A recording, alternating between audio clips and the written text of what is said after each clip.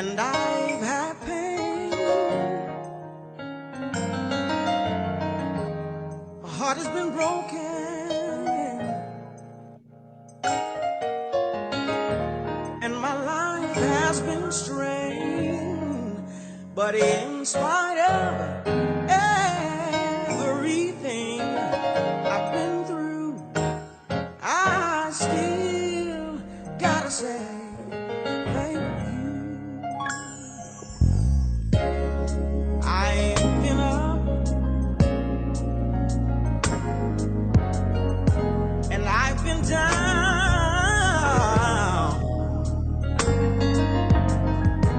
had my life turn completely around. But in spite of everything I've been through, I gotta say thank you. Thank you. Thank you for your many blessings. In spite of my mess, Lord, you look down and you bless me. Even in the midst of my test,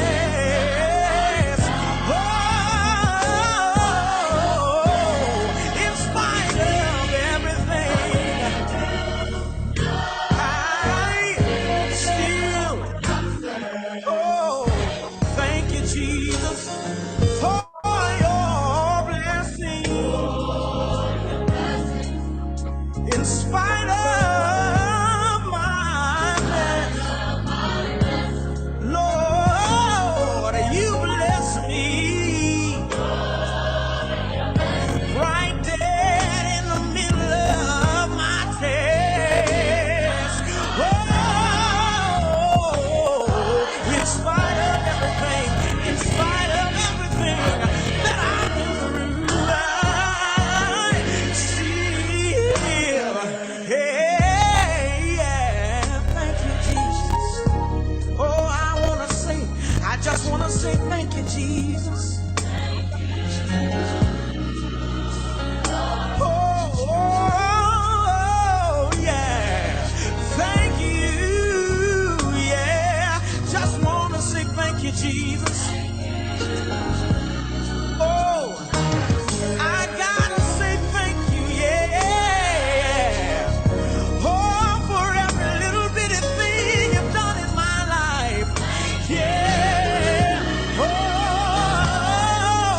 for the ways you made for me, for the doors you open, Lord. I wanna say, hey, yeah, yeah. Glory, hallelujah. Oh, for all you've done in my life. Yeah, you've been, Lord. Yeah, you've been my protection. Oh, all of the way. Hey, I thank you, Lord. Yeah, I thank you, Lord. I thank you, Lord. Yeah, yeah, yeah, yeah. Oh, thank you, Jesus. I still gotta look to heaven and say, thank you. Lord, I thank you for every little bitty thing you've done in my life. I say thank you. Oh, just want to thank you.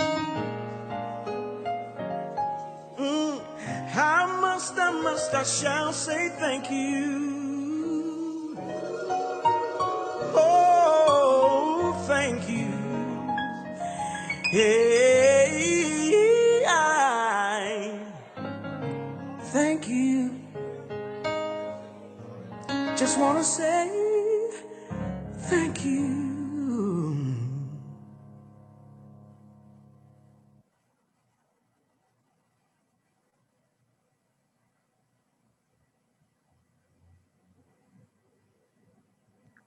All right. So thank you, Chidiogo. I hope that lifted you guys up. And Chidiogo's going to count down when we're going live. And then we will start off with Brandon. Brandon, are you ready?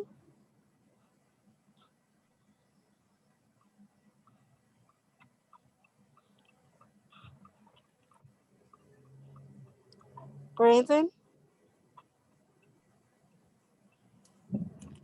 I think he may have gotten knocked off.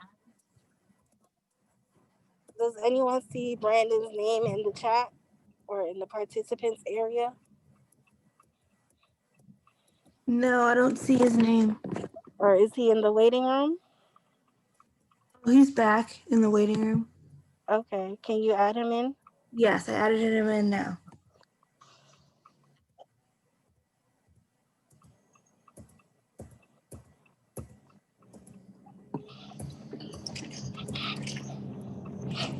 And Shamia and Shamita, as you guys watch the waiting room also with Cassandra so that we can keep everybody locked into our Zoom. And thank you everybody for patiently waiting as well.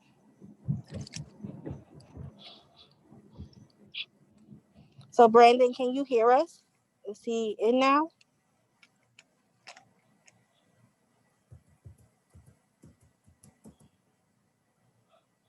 Cassandra, do you see Brandon in our meeting now? I added him, but let me just see on the list. Okay. Brandon, is your audio, is he muted or unmuted? Yes, I think he's using an iPhone. Yes. Yes, the iPhone is in. Okay. Brandon, can you unmute yourself?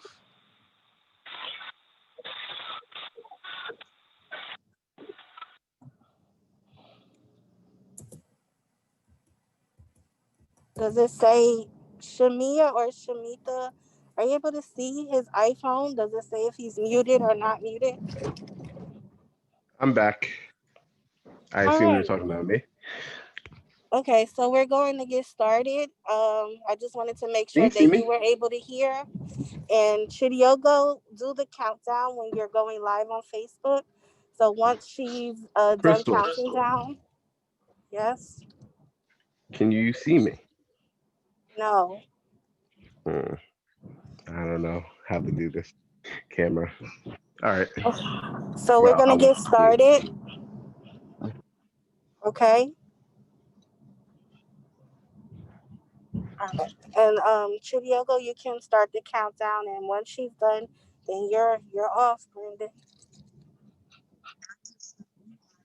Okay, so we're going live in 3, 2, 1. Good. Good afternoon, everyone, and welcome on behalf of Crystal Allen, Naquilla Wright, and the entire Eyes Like Mine family. Welcome to the 75th annual National Disability Employment Awareness Month celebration. My name is Brandon Scott, and I am the voice that you didn't really need to hear and you didn't really want to hear. And I will be your host for this evening. Um, we we really we really feel privileged to have you in attendance with us. We know that Sunday is a very important day on many people's week, as it is a day when people have religious observances. It's a day when people spend a lot of time, the quality time with their family.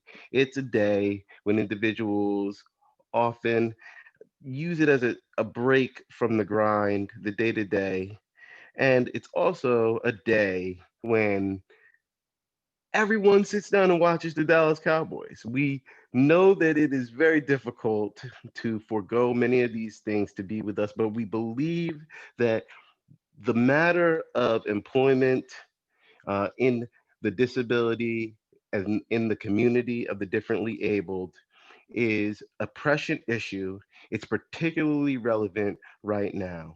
We're dealing with a double-edged sword of sorts. It's a time when uh, employment is the locale and the location of people's employment is changing.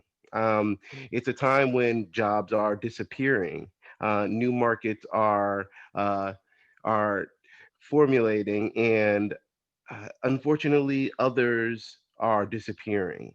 However, though this is a trying time in the sphere of employment, it's also an excellent opportunity for individuals who may be kept from their places of employment possibilities by transportation, uh, by um, you know, brick and mortar access.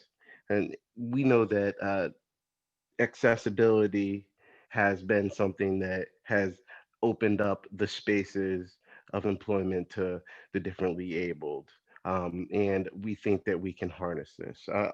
And finally, um, we know that this is an opportunity to, as the theme says, and increase uh, awareness and opportunity. Um, we know that at least in the community of vision challenged, there's a 70% unemployment rate. And out of that remaining 30%, many are underemployed. This, folks, is a travesty because we know that this is not a symptom of ability.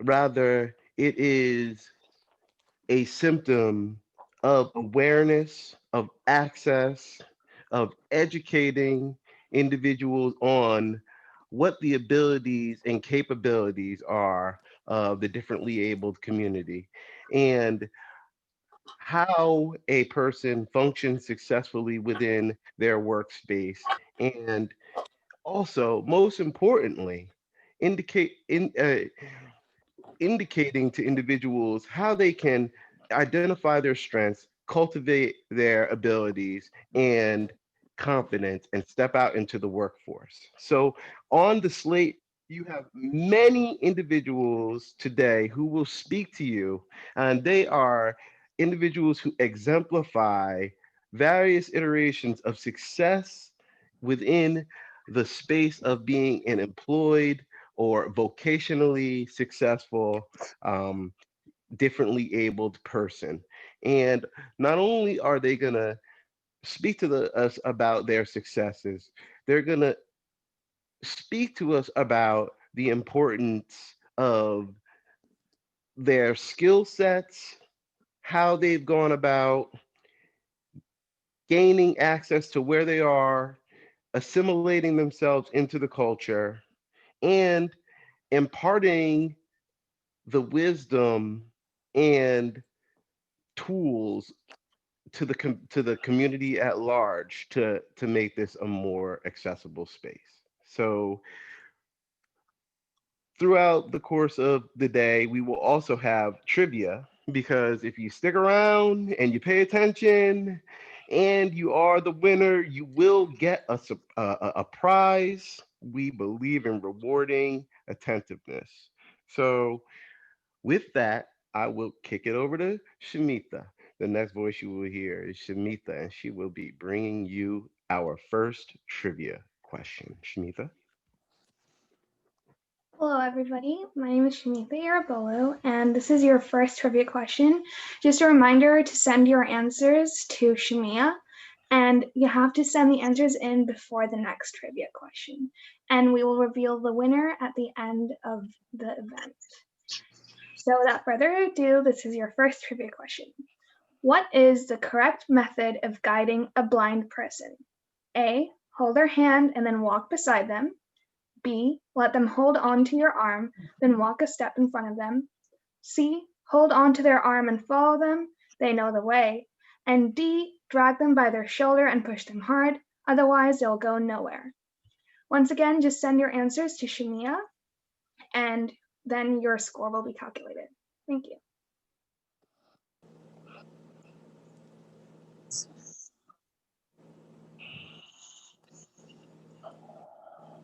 And while you are correctly answering, because we know you all know the answer, this question, I'd like to introduce as we give respect to the fact that it may not be a perfect country, but living in America affords us the opportunity to vertically move ourselves um, up the strata of economic privilege and to make things better for our family. And there's a lot of individuals who did, give their lives so that we can have this ability. So Marvin Griffin will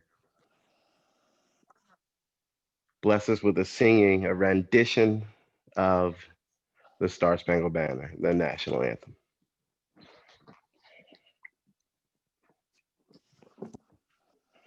Oh, say, can you see by the dawn's early light what so proudly we hailed at the twilight's last gleaming, whose broad stripes and bright stars through the perilous fight o'er the ramparts we watched were so gallantly streaming, and the rocket's red glare, the bombs bursting in air, gave proof through the night that our flag was still there.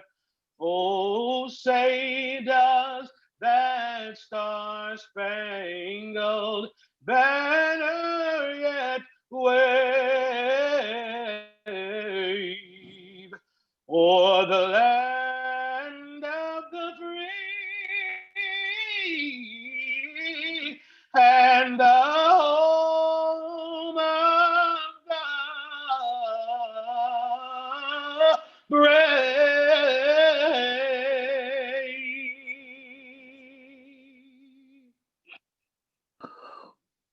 Woo! Thank you so much. That was moving. That was touching. Excellent rendition. And now we will have words on accessibility and self-advocacy from one Robert Evans. Excuse me, Rob Evans. Audio now unmuted. Video now started.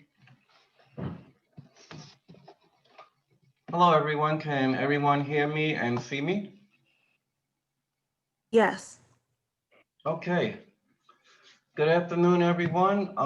So first, let's talk about the accessibility really quickly for this Zoom session. In order to mute and unmute yourself, if you are using a computer, you may use the Alt-A key that will toggle mute on and off. And you can actually leave yourself on mute if you are using a computer, and you can use the space bar key by holding it down in case you need to speak and you will be heard. However, when you release the space bar key, you go back on mute. If you are using a iPhone or a other phone device, one of the Androids, on the bottom of your home screen in the Zoom session, there is a list of buttons going across, and you will find mute to the far left, followed by turning on and off your video, as well as sharing your screen contents or whatever may be so. Okay, so to talk about today's topic of employment, self-advocacy is a very important piece for us, the disabled or the differently abled community. But self-advocacy starts with the most important word of that, which is self, right? So you have to start by preparing yourself. Now, a little bit of my history is I've been employed with the United States federal government for 28 years. I started out as a clerk, and I am now a management and program analyst. And I did all of that building up from grade 3 to grade 11 without a college degree, and it was all through work and self-advocacy. What do I mean by that? So when I started out as a clerk, the first thought that was in my mind is, how can I be the best clerk possible? So I started by looking at the different skills required for that part of my job, and I started to do things in order to increase my skill set. Whether it was taking little courses, whether it was practicing, whether it was requesting additional assignments. I did whatever I needed to do in order to prepare myself to say, I am Dominique Stansberry has the joined the best. meeting. I am the best at this particular part of my job. Quit JAWS dialog. Zip. Sorry about that. I stopped my JAWS from working so it doesn't rudely interrupt me again. So by practicing and by obtaining more skills than necessary, that's a great way to self-advocate, because when different opportunities come up, you will be able to confidently stand in and request consideration for that opportunity because you know that you are well prepared. As I moved up the career ladder, I then moved into a officer position, which required another set of skills. And once again, I took it upon myself to make sure that whatever the skills for my specific job are, that I was able to keep on enhancing those skills to the point of mastery. I always take the attitude that in any job that I am going to do, I must be overqualified for it. Daddy? Oh. Someone's not on mute.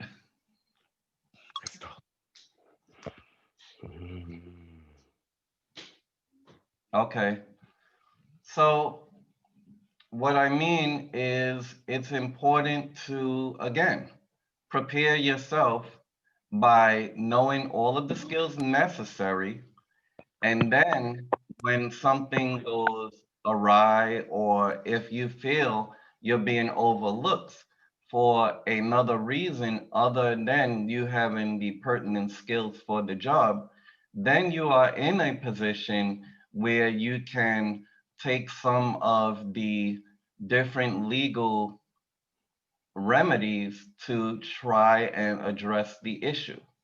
But again, the most important thing is to first make sure that you yourself prepare properly for whatever it is that you intend on doing. Now, there are EEO processes. Some jobs have unions where you can file union grievances, and some jobs you may just have to go straight to the EEOC, Equal Employment Opportunities Commission, if you are working like a private industry job or whatever the case may be. And again, before going to any of those avenues, I cannot stress enough. Self prepare yourself. Know that you have all of the necessary skills because at the end of the day, it's what matters the most that you have the proper skills, and then you can make argument that, hey, I have the proper skills, but there was someone else that was chosen that may have been less skilled than I am. Um, and that's when you can start to grieve those types of situations if it's based on a known friendship or something like that. That's something that if you're being overlooked because of your disability, that's when you can make the argument. But just because you have a disability, it doesn't mean that it's automatic that you're being discriminated against. It just may be the case that someone else is more qualified for a particular job than you. And that's why I really advocate for self advocation by preparation. And that's about all of my talk. Thank you for the opportunity to speak to you all. And again, start self advocating by making yourself as prepared as possible and always continue learning. Don't ever stop learning because in the business environment, the business world keeps on changing, the technology keeps on changing. The best prepared people are those that continue learning. So thank you again, Crystal and Eyes Like Mine, and everyone have a great day and enjoy the rest of the program. Thank you, Rob. And certainly the points that we just heard are incredibly important to all of our personal growth. Preparation is key. Employment discrimination is real.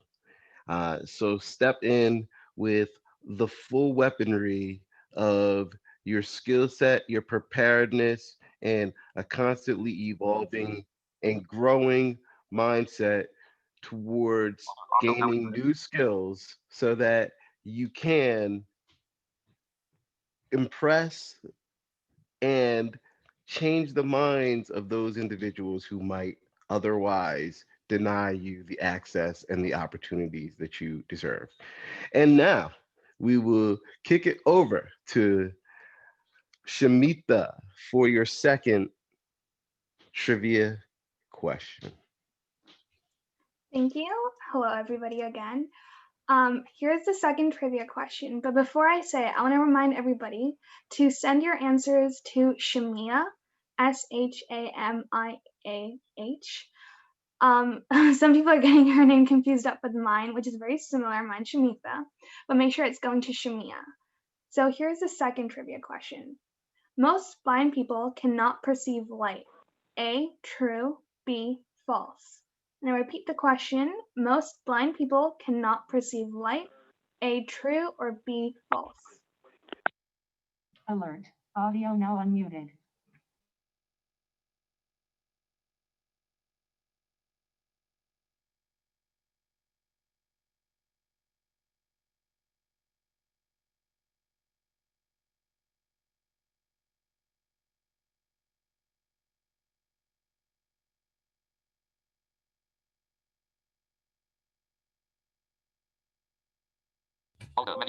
And while you are filling out and sending Shamita your correct answer,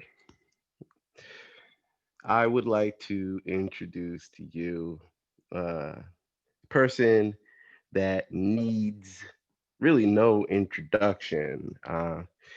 This is National Disability Employment Awareness Month, and no one exemplifies the determination, drive, uh, the commitment to excellence that it takes, the preparation that Rob spoke of, the overqualified nature of a person who is going to be successful as a differently abled individual in the employment space than this person. Uh, the seeds from which she planted and the soil from which things have grown are that in which we are bearing fruit on this very day. And we have all benefited and uh, enjoyed, and many have participated in helping her to help these things to come to fruition. Uh, Certainly an individual to be admired, and she is ours, the president and founder of Eyes Like Mine, and I affectionately call her the Crystal Allen.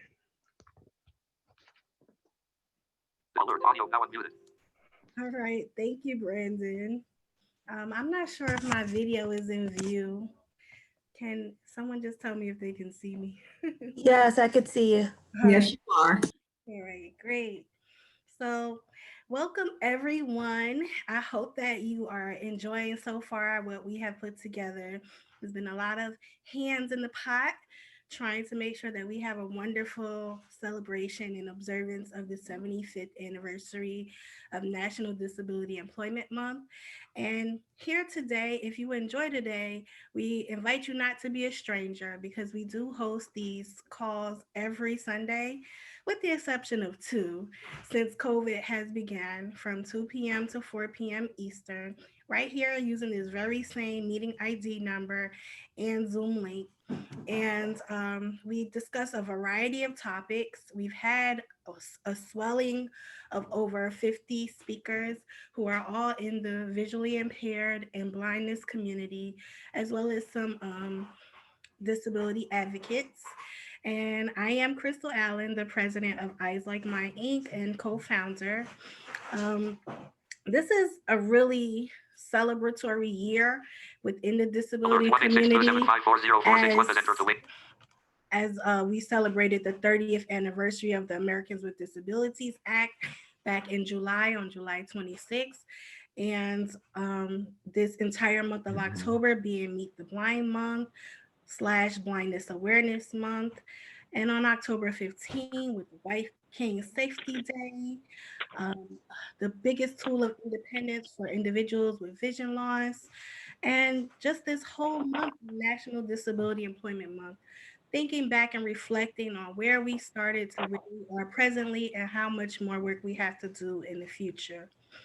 We did not allow COVID-19 to stop us from pressing forward as we continue our work within Eyes Like Mine Inc.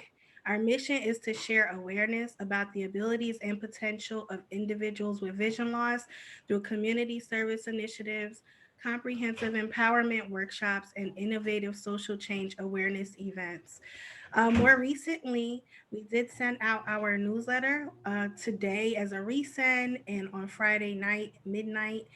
We hadn't had a newsletter sent out in some time, so we thought it would be befitting of this occasion today, and just in celebration of the entire month of October, to distribute our newsletter. So some of you may have received it, and if you didn't receive it and you're subscribed, check your spam, because you know spam could be sneaky and take up all your goodies. And our newsletter is a goodie. Um, so also, with that being said, you can subscribe to us. And a way that you can subscribe to us is by going on our Facebook page at Eyes Like My Ink. That's the handle. Going into the subscription field and typing in your email so you can stay connected with us through our newsletter. We have a swelling of over 1,500 emails that we send out to with information, and not just our information, information that's going on in our city, the city of Newark, and the state, and from other blindness organizations such as the National Federation of the Blind, the Vision Loss Alliance, and so on and so forth. Karen is sharing to us, so we make sure that we don't just focus on what we're doing because everyone is playing a role in making sure that our community matters and our community is included as people with different abilities. Um, so, our website, if you are not certain of it, it's eyeslikeMine.org. We do have other social media places to stay connected with us, which is Twitter, Instagram, and on YouTube. This peer support group that we host, it's under the Aspire Network through the New Jersey Commission for the Blind and Visually Impaired, which houses 66 statewide peer-led support groups that are pretty much for us and by us.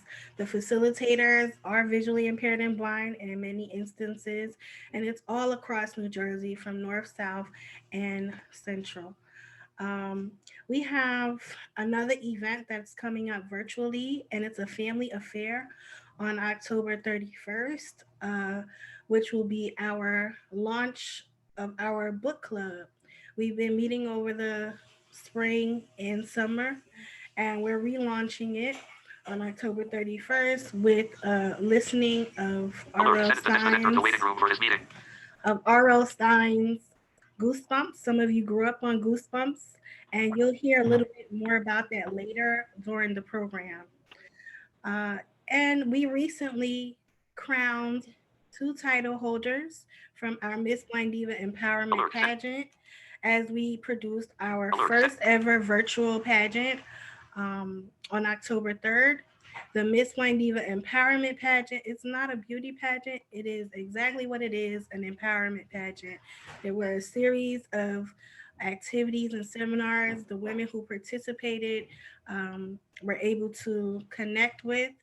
And ultimately, our title holder, which you'll be hearing from her a little later in a video, she won the crown by way of Corpus Christi, Texas. So this COVID, it has kind of had a twofold experience with separating but also connecting at the same time, where we were able to reach out of state, California, Maryland, uh, Florida, Texas, New York, and other places of women who were interested in this platform. It's the only pageant for women with vision loss in New Jersey currently, and we're looking forward to reaching our milestone. Sorry about my phone, guys, but I'm blowing up over here. But anyway, I just want to extend a huge thank you to all of you speakers who have put in the work ethic to pave the way for those who follow behind us. Because as we strive for our ambitions and our dreams, it's not just our dreams and our ambitions that we're reaching for. We are making a pathway for those who follow behind us, who need that pathway to step into so that we can keep on recycling opportunities and employment for our community. So, with that in mind, I just want to leave you all, and I want to also just say a quick thank you to Council President Crump, North Peoples. I'm here. Oh, hi, Ms. Crump. Hi, dear. All right. And also to our Hudson Community College interns, as well as our volunteer match volunteers and our Edge program new interns. Um, if you all noticed our flyer, it was created by one of our Hudson Community College interns, Ms. Jessica Luna. If you received the agenda, it was sent out by Ms. Desiree Boyles and Shamia McNeil. And if you received our newsletter, our new volunteer, who's just a high school student, Shamita, who is taking your trivia, well, giving you your trivia questions. She assisted in leading that project alongside Cassandra Thompson, Desiree Boyles, and myself. And we have so many great help that I'm so grateful and excited to have to help us grow the organization. Um, So please enjoy the rest of the program. And if you like what you hear, you can chat, you can network through the chat. Uh, Mr. Rob Evans did give you some hotkeys and cues to follow here in Zoom. So just be sure to be interactive and make sure you never know you could be that winner at the end of our program today. So I would like to turn it back over to Brandon. Thank you, Crystal. Yes, indeed. Eyes Like Mine is alive and well and making it happen, um, but not without the help of others. So I'd also like to add to it. Thank you. Yes, the interns, the individuals who are all helping us, doing an excellent job making this all possible. So now we would like to bring for your listening and viewing pleasure and educational viewing piece on National Disability Employment Awareness Month.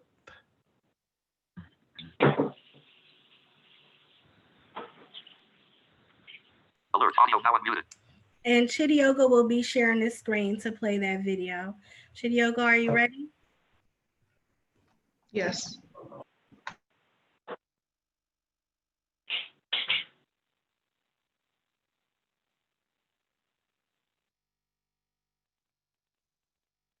Disability Rights, New Jersey.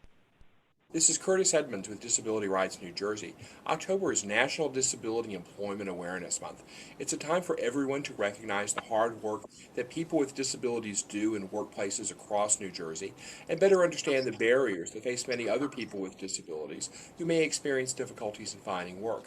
Many people with disabilities need reasonable accommodation to help them do their jobs or to help in their job search.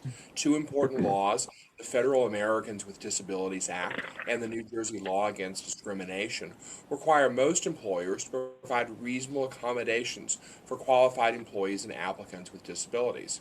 A reasonable accommodation is any change to the workplace or the way the job is performed that helps a qualified employee with a disability perform the essential functions of their job. Reasonable accommodations can include things like extra time to do tasks or flexible job schedules. Reasonable accommodation can include additional leave to deal with disability issues. Reasonable accommodation can include assistive technology devices like this keyboard, which is easier to use for people with low vision. For more information about reasonable accommodations or help dealing with an employment issue, please contact DRNJ through our telephone number or website. And the website is www.drng.org. And the phone number is 800-922-7233.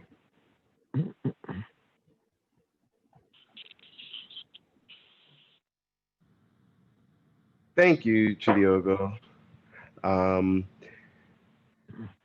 So now we will have our first speaker, um, and it is Miss Lavita Johnson.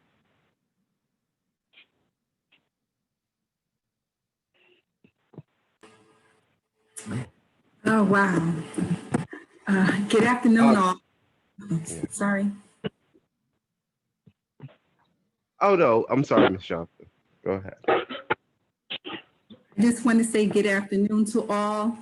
It's a pleasure and an honor to speak today on behalf of the 75th Anniversary Disability Employment Month. My name is Lavita Johnson.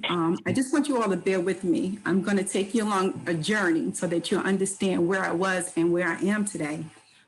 Born and raised right here in the city of Newark, New Jersey, in a family household with two sisters and two brothers. I attended a school called Waverly Avenue School, which no longer stands. I believe that was a Central Ward. From there, I attended Harriet Tubman, Avon Avenue, and Malcolm X Shabazz High School. I excelled in all levels of education, from either being salutatorian and valedictorian. And once I approached high school, I was accepted in all the gifted and talented schools, which were university, art, science. But yet I prayed and I begged my mother, if I can keep my grades up, can I just go to a regular high school with regular students? And she said, yes, as long as you could. So with that being said, I graduated in the top 10% of my high school graduate at Malcolm X Shabazz High School. And because 10 of us tied with the same GPA, they had to pick one person to be valedictorian and another person to be salutatorian, which we were all right with. And also too, my guidance counselor, Ms. Parker, she saw something in me. So she knew a lot of the guys back then didn't really want to be in school. So she gave me a task to make sure that I get them through high school from freshman to our senior year. And I held on to it, and I was able and make sure that they all graduated on time and with good grades. So from there, I went on to college to Montclair State University. And while in college, I decided to take the Newark Police exam. Well known here in the community, my mother, my family. I took the test. And once I took the test, I passed with a high score. And upon graduation from college, I went on to work for Prudential Insurance Company, and I worked in the Island, New Jersey office processing claims.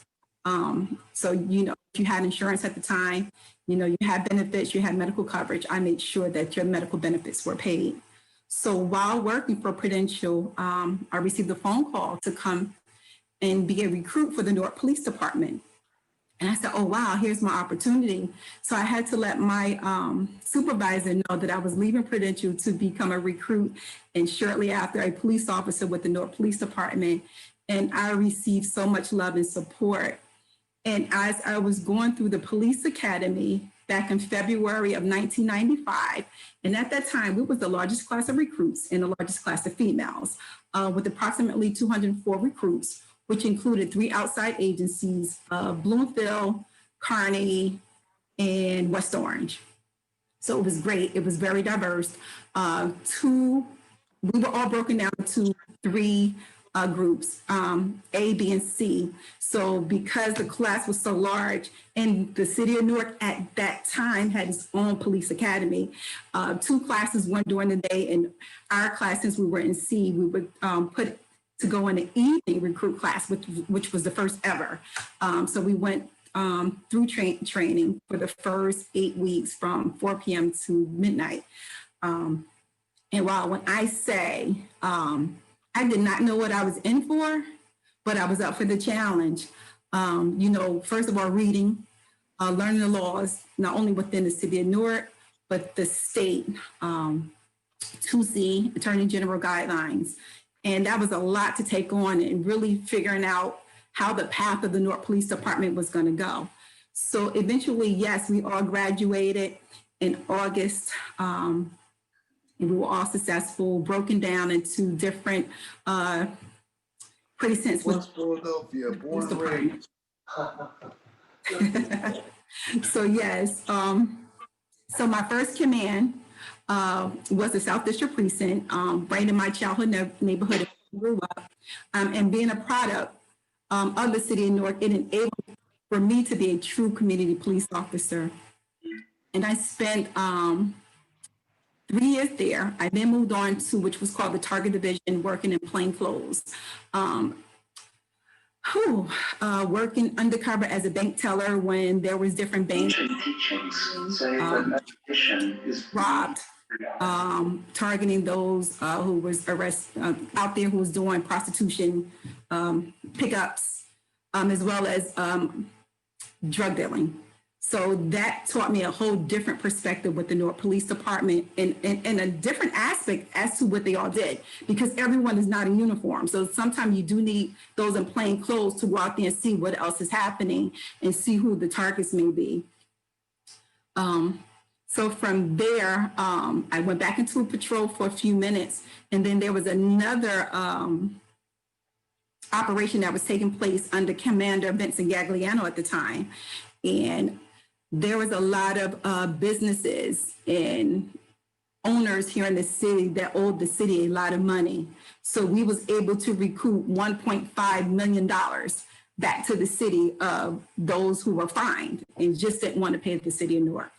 And that was very successful. At that time, it was Sergeant Tracy Childress, Paul Braswell, it's Alert, audio now unmuted.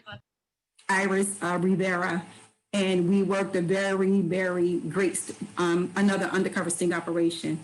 And then from there, once they saw how much of a great job that I was doing, I was then promoted to be detective thereafter and became a detective. And I worked in the warrant squad, in which, those who don't pay their fines, whether it's criminal or traffic, there's a special group that go out there and they pick you up until you can pay restitution back into the courts. So then he decided to keep me, and I was made permanent as a detective. And I worked in the Criminal Investigation Division in the Auto Crimes Task Force. And that's where we investigated theft from auto, hit and run accidents, burglary into auto, and anything that came up under that category, in which it was great because I love alphanumerics because I graduated from college and I have a degree in accounting. So that was like right up my alley to continue on my journey and really just trying to see where I'm going to land. So I had worked that unit for approximately 8 years until I had a traumatic motorcycle accident in 2005. It was on the Garden State Parkway. Around exit 135, there was a vehicle that was left abandoned in 2 lanes facing the divider with no lights. So as we approached it, it blended in with the ground so you really couldn't see it. So we attempted to go around the vehicle, but unfortunately we hit the front corner panel of the vehicle and the bike and I flew up in the air. I was told I may have flown 20, 30 feet in the air. And I came down, and thank God for wearing the proper motorcycle equipment, full face helmet, the leather jacket with the elbow pads, and I had on some Timberland construction boots. And as I came down, I hit the ground. I rolled. So if anyone knows the distance on the Garden State Parkway between exit 135 and 136, after I came down, I hit the ground, I rolled the rest of the way. And I really thought it was just a bad dream that I had and that I was home preparing to go to work the next morning because I had to cover what we did on the weekends, which was the robbery homicide unit of the Newark Police Department. And unfortunately, it was not a dream. The accident had taken place. And as I'm rolling, I didn't realize I came down on my right elbow and right knee, which were both totally shattered. So once I finally stopped or halted, I halted on the medium of the Garden State Parkway. And I just laid in and said, okay, God, what just happened? Okay, I'm hurt. What do I do?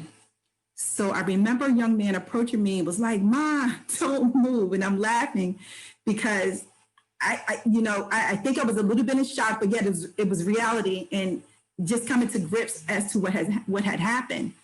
And so I didn't move. I said, but this is what I need you to do. I need you to come a little bit closer. I told him my name.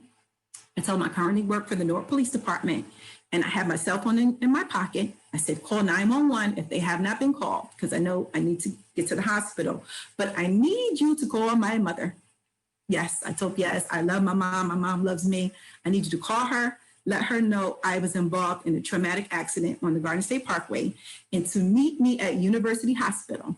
And if she begins to question you, just hang up the phone, because that's what parents do. They worry about their children, no matter how old you are. And so he listened, and thank God there was a family who had just had dinner and saw the accident as it was about to happen and said, oh my God, where's the police? No one is here. There's no flares.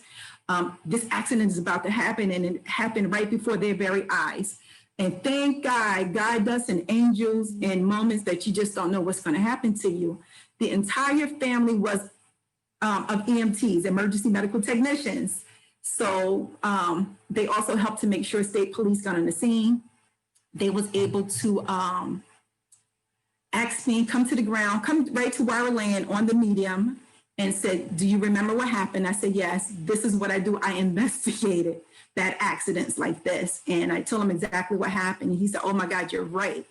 And so they sent for us assistance. And at that time, they called into Newark Police and let them know they just had an officer down and that we're about to bring her in. And I thank God for whoever the supervisor was that was working in our communication division on that morning, because it finally became morning. He sent some units to help assist me along with state police and the ambulance home to my city of Newark, to what was then called the University of Medicine and Dentistry, located at 90 Bergen Street.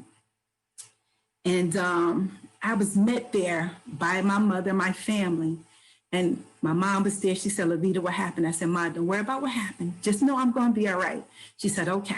I said, hi, y'all. I'm all right. I'm waving, you know. Didn't realize how bad I was. But the fact that I was alive and was able to talk and let them know that I was going to be okay, no matter what this journey and how this journey took its twists and turns, and that's coming up next, that I was going to be okay. So I remember they wheeled me in. They started cutting everything off. So I'm like, okay, listen, so it's about to be a fight. For those who know me, know I do not like needles. So I knew eventually they was going to have to prick and poke and get IVs into me. So whatever they had to do with me physically, that it can happen. So after they did all that, my body felt very uncomfortable. So I remember my little sister and my mother standing over me in the emergency room. And they were, I guess, trying to put me at ease to relax my body, and to where they was trying to put me out as if I was going in for surgery. But unfortunately, it didn't work. I was still awake. So I always tell people, be very careful when you visit loved ones in hospitals, because sometimes they can hear you and you can hear them, but you just can't respond. So yes, they had not fully put me under. And what happened as I was lying there, I was actually choking while still, which is the weirdest thing ever. So if you imagine yourself laying down in your bed, holding your breath and trying to swallow, it doesn't work. I was literally choking on a gurney, waiting to go in for surgery. And my little sister kept saying, Ma, I think something's wrong with Levita. Something's wrong, something's wrong. And I'm trying to give them a clue that something is wrong. And I said, okay, God, if you just loosen me, let me lift an arm, let me sit up, let me do something. But he said, no. So what I did, I forced myself to cry, and tears rolled down the side of my eyes to let my little sister know that something is happening with me and that I can't help myself, which was very, very difficult. So eventually, and that was a long time. Eventually, they finally put me completely under. They took me into the OR, and I woke up in the hospital room surrounded by my family, my friends, and the Newark Police Department. And when I say, I just still could not imagine the shock that my body had taken. And I was told that my right elbow was totally shattered, my right knee was totally shattered. I had lost the right condyle of the femur and the femur and the tibia of the right knee. And I said, okay, don't worry, I'll be all right. They said, no, right now, this is a difficult fracture. We've never seen anything like this. We're going to do our best to get you back on your feet. So within that first week of being at university, which was then UMDMJ, the University of Medicine and Dentistry, now known as University Hospital, I had endured 5 surgeries in 1 week, 2 in that one day. In and out, just in and out, in and out. Them trying to figure out how to fix the complex fracture that I had. So then weeks came by. Newark Police was still there outside of my room. And I'm like, listen, guys, I'm going to be all right. I'm coming back to work. All is going to be well. I'm still in and out of surgery. So by Thanksgiving of 2005, I may have had close to 20 surgeries. They let me come home for Thanksgiving and then to check myself back in the hospital because the doctor was going to go away and he didn't want to leave me there. So, okay, fine. I had to, get a nurse to come home, treat the wounds, make sure I was going to be okay for the couple of days. And then I had to check myself back in the hospital midweek after that Thanksgiving. Upon returning, I had to have a couple of more surgeries. And then I'm like, okay, this is beginning to be redundant. What the heck is wrong? These are complex fractures. They had not seen nothing. They're trying to get me better. So by December 16th, I have had almost 25 surgeries. Or 22, I believe it was 22. By then, I think I had 22 surgeries, but I couldn't go home because they needed to monitor my blood. I lost blood. My body had gone into shock a couple of times. And they said, well, we got to keep you here, you know, to still monitor you. But they allowed me to go home for Christmas. And I was like so blessed and said, okay, we're good for a moment. But to where I was still having an infection, because what happened, the bones from the kneecap meshed into the skin of my knee. And we didn't realize until afterward that's what was causing infection. And some of the gravel from the ground had gotten into the skin. So as much as they was doing what they were doing, they really hadn't checked the skin. So that what was causing infection into my body. But long story short, to let you all know, I have had 30 right knee surgeries. And within those 30 surgeries, they had to debride the bone in between the tibia and the femur and completely take out my kneecap. And they replaced it with a cement spacer, so if there was any infection in my body, that it would draw it there. And in the interim, I had to have a special knee implant made for my right knee because of my size and my weight, and had to have it approved by the FDA. And once that was done, I went back in for another surgery to have that implant placed into my leg, which was a 21-hour surgery at University Hospital. So I went from a surgery from morning to morning and was like, wow, okay, I'm still alive. I'm still okay. I'm calling Newark, please, you know, can you guys send me some work? You know, I'm thinking I'm still employed, am employed, not sure what's really going on. I just wanted to work, even being in the hospital. And then when everything first happened, it was like, no, you just relax, you get better. But I'm like, I'm bored. I'm going in and out of surgery. But what I do love, and everybody that know me love, I love to eat. So had them bringing me food. I can no longer eat the hospital food. Breakfast, lunch, and dinner was brought to me. And because University Hospital became my second home, a mortgage at my house, the hospital bills, and thank God for insurance at the time, was paying my hospital bills, in which it paid more than $2 million plus of surgeries for me.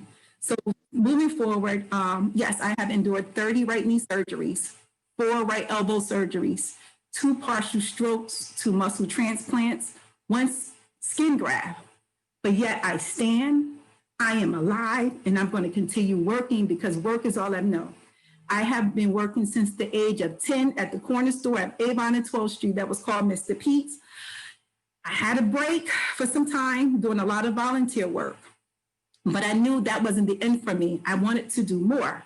I continue to be a member of the Fraternal Order of Police, which was our police union, the North Bronx Shield, still making sure scholarship money came in for our students, the National Black Police Association, which is our national police union.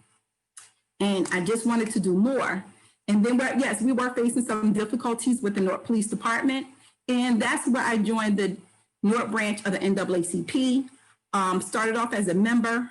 I was elevated to the executive board and then served 3 terms as the second vice president, and just went uncontested just this month. And I am working on my 4th term as the second vice president of the NAACP North New Jersey branch. Because for me, I have a strong work ethic. I've held jobs throughout high school and current. I let nothing get in my way. And so I am a woman who's determined not to let anything stop me. And my accident taught me how to adapt to life's challenges, and it deepened my faith. And for all of you, and I have to say it, who don't know God, you need to get to know him. And I say it for myself. If I had not known God when I had that accident, I would not be alive today. And I still stand and lean on him even the more. Any thought I have, I make sure God is listening and he has heard me. And anything I set my mind to do, I do. So with that being said, I even ran for office as a differently able woman right here in the city of Newark in the West Ward. And I finally had to have the courage, the faith, and the strength to do so in May of 2018. And for my first time running for office, yes, I came in 3rd. I was proud. I was excited. And I mellowed in my moment. I called mostly everybody, especially that ran for mayor, and congratulated them. But you can't let nothing stop you. Obstacles are going to happen. Life is going to happen. But as long as you have that faith, that willpower to endure, you can and you will. You're looking at a woman who is still alive 15 years and 2 months later. I still continue to stand. Any obstacles that are in my way, I have learned to knock them down.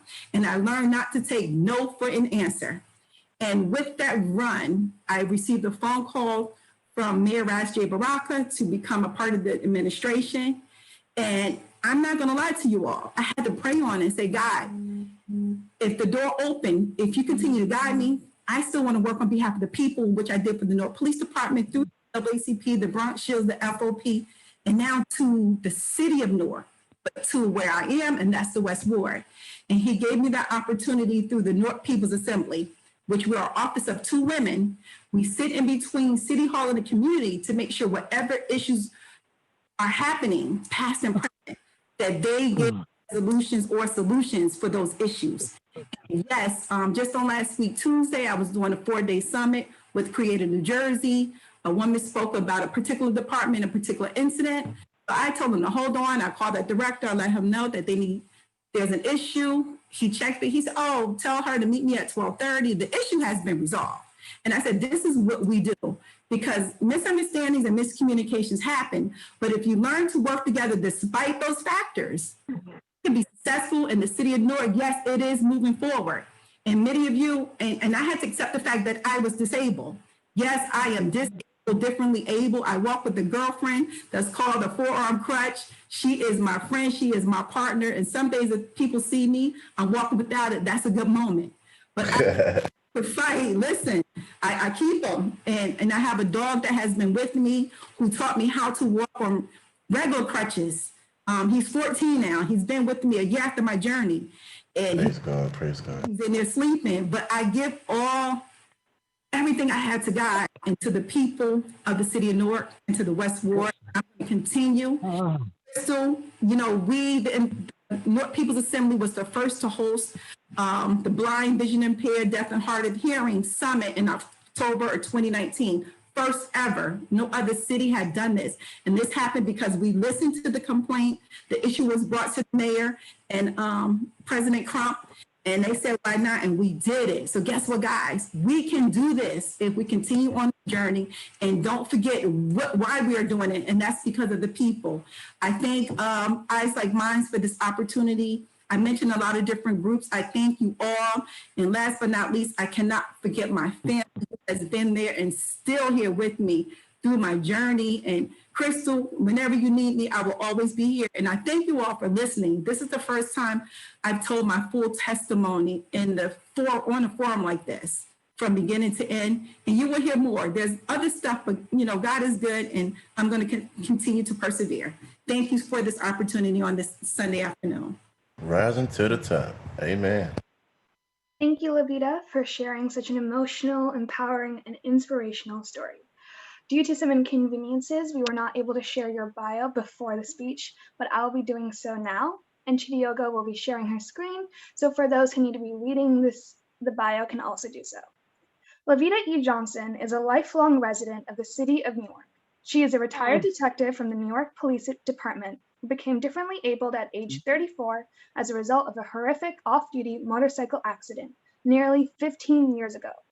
Levita has continued her affiliation with local law enforcement and serves as an executive board member of the Newark Bronze Shields, Inc. Levita is currently employed as an assistant manager in the office of Newark's People's Assembly Office of the Mayor. This office of the city, on an ongoing basis, keeps residents informed of upcoming events and activities, and most importantly, encourages residents to participate in the decision process that affects their lives. Levita is involved in a number of community-driven endeavors. She serves as the second vice president of the Newark branch of the NAACP and the co-chair of the organization's health committee. So thank you, Levita, for speaking with us today. And now, moving on, I'll be sharing the third trivia question of the day. Once again, please send your answers to Shamia in the chat. Which of the following activities can blind people not perform? A, feeding themselves, B, cooking, C, driving, or D, dancing? Repeating the question and the options. Which of the following activities can blind people not perform? A, feeding themselves, B, cooking, C, driving, and D, dancing. Now I'll be handing it back over to Brandon. Thank you. Thank you, Shamita. The future is certainly bright. Now, for your listening and viewing pleasure, we'll have a video about our Newark Public Library. And we know that our public libraries are a very important institution in gaining tools. Chidiago.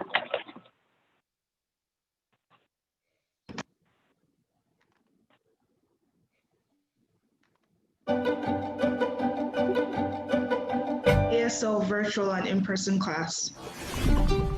Hello. Join Tyson and learn ASL. My name is Tyson. It is an honor and privilege to be here with you today to celebrate 75 years of National Employment Disability Month. Wow, 75 years. We did it. I'm here just to share a little bit what I do. I am the program event coordinator for the North Gallery, the great city of North. Here I work with people with who wants to preserve a home, enhance things, and community events that we offer for the lives. Tuesday at 10 a.m. where I teach signing classes virtually. Our classes are number one. You don't want to miss our class. So as we celebrate 75 years, we rock. You rock. Congratulations again for 75 years. And let's do this. Thank you.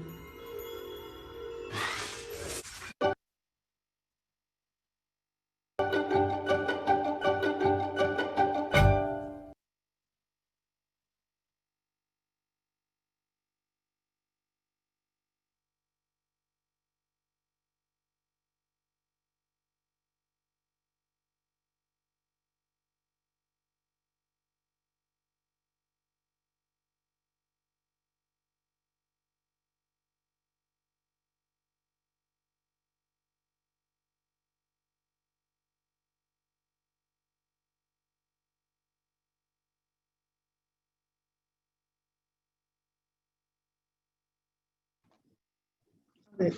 Now we will be hearing from Council President Mildred Crump, and Shamita will be reading her bio, and I'll share my screen. Thank you, Chidiogo. I'll start reading her bio as soon as it's up on screen. Okay, perfect. Mildred C. Crump was sworn in as Newark's first African-American councilwoman on July 1st, 1994, in a 336-year history of this city. She brought a much-needed perspective to the governing body. A longtime community activist, she has been a consummate and consistent advocate for women, children, senior citizens, the disabled, working families, and those in need. On July 1st, 2006, she was again sworn in as councilwoman at large. She created history once again when she was elected as the first female president of the Newark Municipal Council. I didn't join audio before, I just automatically. So.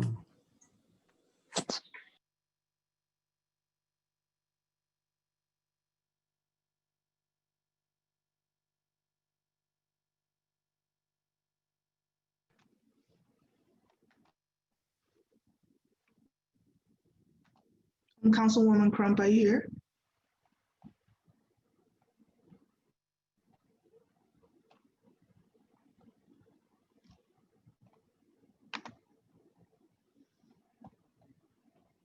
Okay, so it doesn't seem like Councilwoman Crump is here, so we will move on to our next speaker, Isabel Rojas. Alda. Alert audio now unmuted. Hi, everyone. How are you? I'm just trying to get my video to start. Hi. My name is Isabel Rojas. I work for New Jersey Transit's local program department. So I'm here to speak a little bit on transportation. Thank you for having me today. I really appreciate this opportunity to be a part of the 75th anniversary of the National Disability Employment. So thank you for having me. Again, I am the Regional Program Administrator for the Northern Region of New Jersey. And I basically manage and monitor the FTA and state grant compliance to over 40 plus subrecipients in the Northern Region of New Jersey. Alert audio now unmuted. So just a brief overview of New Jersey Transit. New Jersey Transit is one of the nation's largest statewide public transportation system, providing more than 944,000 rides. Weekday trips, and that was obviously post-COVID. It consists of 251 bus routes. So those are 18,000. We have 18,000 bus stops. There's 3 light rail lines, which of those lines, there's 62 light rail stations. Also, we have 12 commuter rail lines, and that consists of 165 rail stations. We also provide paratransit services through Access Link, and we also administer pass-through federal and state funds to state agencies, counties, municipalities, and non-for-profits. So my department, the local programs department, we administer approximately $49 million annually in state and FTA or Federal Transit Administration grants and programs throughout New Jersey. Those being the casino revenue funding, Section 5310 grant funding, and that's to enhance mobility for seniors and people with disabilities or differently abled individuals. Also the Section 5311 rural area funding, and that funding is put specifically for the rural areas in New Jersey. You know, we are those programs are designed to meet the needs of senior citizens, individuals with disabilities, and rural and low income residents. And those funds can be used in various different ways for various different things. You know, we operating funds, administration, and you know, capital expenses. And that's for over 100 plus subrecipients throughout the state of New Jersey. So our subrecipients, they must participate in a locally developed coordinated human service transportation plan if they want to be included in any type of grant funding. We participate in these plans and facilitate coordination amongst our subrecipients who are non-for-profits, for-profits, local governments, to ensure no duplication of services with grant funds. We also administer all grants in accordance with the FTA and state regulations. So just to delve into a little bit of the pass-through programs that I administer. The first one is through the casino revenue, or as I said, SCATTER-TAP, which stands for Senior Citizens, Disabled Residents Transportation Assistance Program. And that's transportation for seniors and individuals with disabilities. That funding is designated strictly to the 21 counties throughout the state of New Jersey for administration, operating, and capital projects. 85% of those funds are allocated strictly to the 21 counties. 5% is for New Jersey Transit's capital accessibility projects, and 10% goes to New Jersey Transit Program Administration to administer the funds for the projects. We also administer the FTA Section 5310 grant. This is a very competitive grant. It's a formula based grant. So it's basically to enhance mobility for seniors and individuals with disabilities, as I said before. And it's geared, it's a formula distributed funding for small urban areas, non-urban areas, and UZAs or urban zone areas.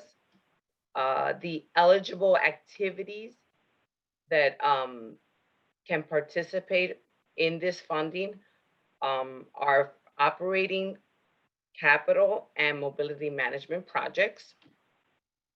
So New Jersey Transit provides 20% of the funds for any capital projects that you might be interested in applying for, and that's including mobility management. If you do want to apply for operating funds through this application, you would have to provide 50% of the funds to match those projects. And the other 50 would be covered through the FTA. Currently, there are, again, 100 plus Section 5310 subrecipients, and that consists of the counties, the municipalities, the state and nonprofit agencies for a total of 400. Currently, there's 400 active 5310 vehicles that are on the road now. We also administer the FTA Section 5311 / 5311 Innovation Program, and that is designated grant funding for rural areas of New Jersey for the general public transportation for those individuals that where there's very little transportation. We provide funding to the counties in the state of New Jersey. So now there's about 14, there's 14 counties that receive this funding. And we also provide an initiative, an innovative grant, which is through this process, through the 5311. And we put that in place in 2015 to develop different types of deviated route services or shared ride taxi services for the rural areas throughout the state of New Jersey. So now the 21 counties, they run a coordinated system, and there's several different modes of service that the counties operate. You have your demand response, your deviated fixed route services, your subscription services for those individuals that need, for example, they go to the doctor and it's like every, 3 days for individuals that have dialysis services. So those are like those subscription trips that the 21 counties provide. They also provide feeder to transit. So to and from transit hubs like rail or bus. They all have their own different hours of operation. And the funding sources differ from rural to urbanized funding. There's also a requirement that the 21 counties have to have a Citizens Advisory Committee or a CAC committee. And they also work with or coordinate with dial-a-rides and non-for-profit transportation programs. So currently we're on the road to recovery because there's been some, after COVID, there's been, we're not fully operating. So right now there's a few initiatives being put out there through transit. We have our TNC, or Transportation Network Company pilot program. Right now, the only county that is providing that is Essex County, but we have 3 other counties interested in providing those TNC rides, or like, your Uber and Lyfts, which is Bergen County, you have Morris County, and you have Sussex County. We're working on some accessible service videos or travel training videos, and that's currently in development. So we're just trying to update all of those types of videos so that we can put that out to the public. We provide travel training through the New Jersey Travel Independence Program, or NJTIP, at Rutgers. And there's also a mobile application.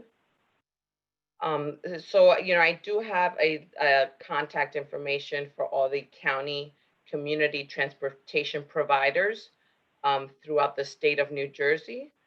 So I would be happy to send that over to Crystal so that she can share that with the group and post that so that you guys can have that information if needed. And if there's any questions for me, please feel free to, send your questions to Crystal, and she could get them to me, and, I'd be more than happy to answer your questions if necessary. Thank you.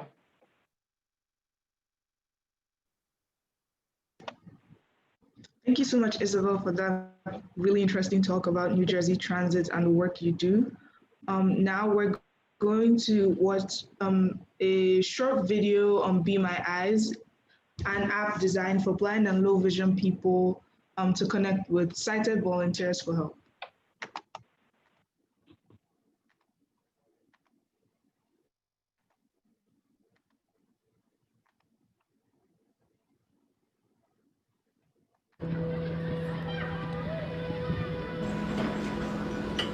You might wonder how blind people deal with everyday challenges.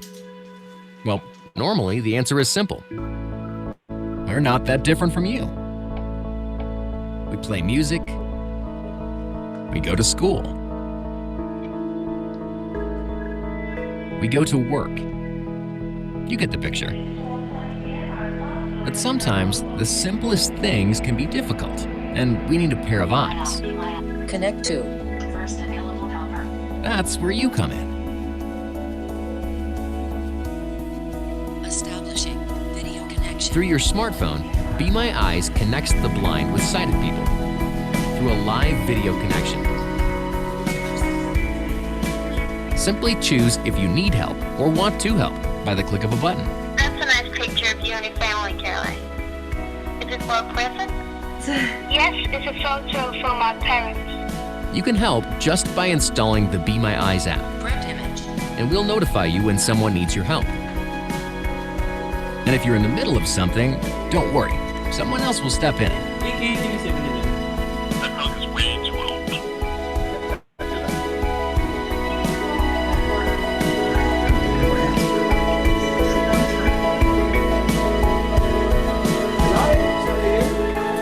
So, would you care to be my eyes? And you can get the Be My Eyes app on the Apple App Store or on Google Play.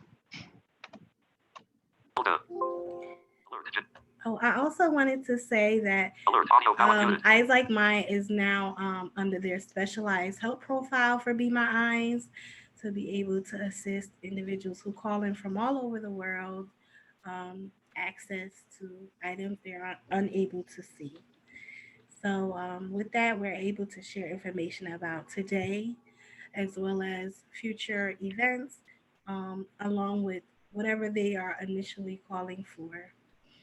So yeah, Be sure if you are someone who's interested in volunteering with us through Be My Eyes, you can always email us at events@eyeslikeMine.org, and we'll be glad to guide you through the process.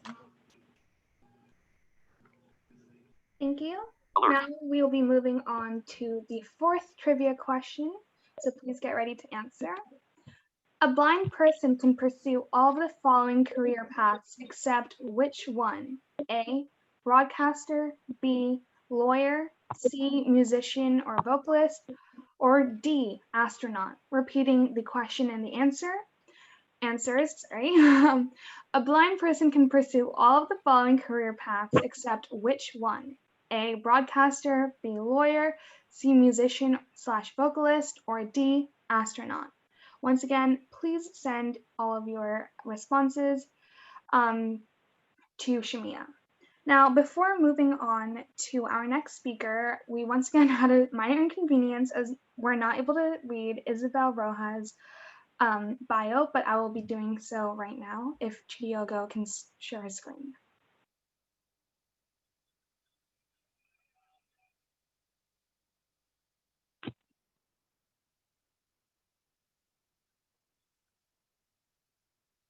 Isabel has been with NJ Transit for 5+ years and is the Northern Regional Program Administrator for the Local Programs and Minibus Support Department. She earned a BS in Criminal Justice from New Jersey City University and is currently seeking a master's degree in the Public Administration field at St. Peter's University. Isabel has worked in the field of social services for the past 13+ years. Her knowledge and expertise in legal procedures, regulations, and guidelines on the state and federal levels contribute to the demanding needs of the local programs department and the counties and agencies they service. She also manages and monitors FTA and state grant compliance to over 40+ subrecipients. So thank you once again, Isabel, for talking with us today. Now, moving on to our next speaker, before I read her bio, I want to make sure she's here. Mildred C. Crump, are you here? I am here. Perfect. So I'm going to read your bio now, if Chidiogo can once again share his screen. Make it short.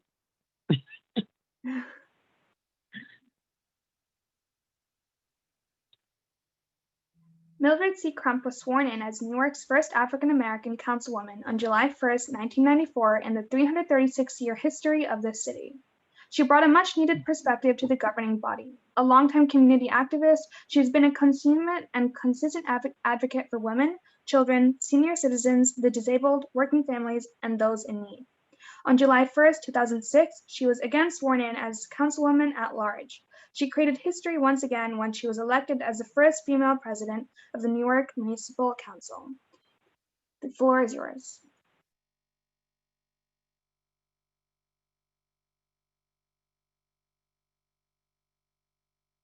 Alert, audio now unmuted. So at this time, we would like to give the floor to Council President Crump.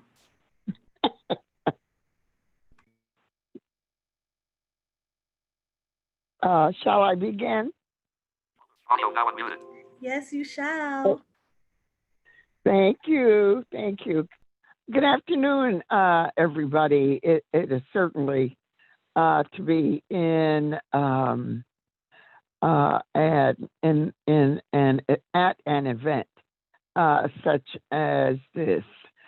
Before I go any further, permit me to recognize the leadership of Crystal Allen and the cabinet and all who are involved in planning and putting on this very important informational history as it relates to everyday life. And I am absolutely excited and ecstatic that you invited me to be on this on this call. When I look back over my life, I often wonder what made me change my mind.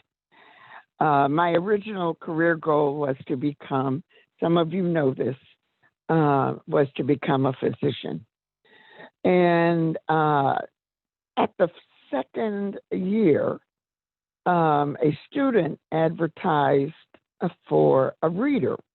At that time, I didn't even know what a reader was, and we were talking about it at lunch in the cafeteria, the students. And for whatever reason, no, I'm not going to do that. But God, I answered the ad. I had my interview. There were others who were interested in the position as well. And so he told me that he would get back to me. I did not anticipate a swift response, but I did receive a response. And the response was, yes, I think I can listen to your voice better than the others. I became the first African-American Braille teacher in the city of Detroit. And before anyone asks, yes, Stevie Wonder was my student. My one regret is one day his mother knocked on the door of my classroom and asked to speak to me. Stevie had been invited to go to Europe and to perform. I reluctantly said no and went about my business. And when I look back now, I sincerely regret it. But I need to tell you, my life escalated when I moved to the city of Newark. Little did I know I was going to run into a woman who was going to influence my life for the duration of my occupation with the commission in her life. And that was Josephine Taylor. I don't know if anyone on this call is familiar, but she was the most outstanding person in the world when it came to scholarship for totally blind students. And people from all over the world came to Newark. They traveled with me from Japan and Korea and France and Germany. And they traveled with those of us who were employees and teachers. And as a result of my close relationship, and she had a close relationship with all of her staff, my life was dedicated to making certain that those who were who were missing one ability found another. And her daily comment was, don't let it hold you down. And so that's what I did for students. Moving to Newark was also a great decision. My husband, who was an engineer, was transferred to New York. And I went to New York, but I didn't like it. I was a Midwestern hick. And I said, I'll go back to Michigan. And you come home on the weekends. And of course, my husband said, you must be crazy. And so we looked around at different communities. And there was something about this town called Newark that drew my husband and I to settle down and raise our family. Also, recognize the fact that the New Jersey Commission for the Blind was focused and established in the great city of Newark. And so as we were making our determination going here, there, and everywhere, we grew to love the great city. It's a little bit more than 350 years old, but I can absolutely declare that the city of this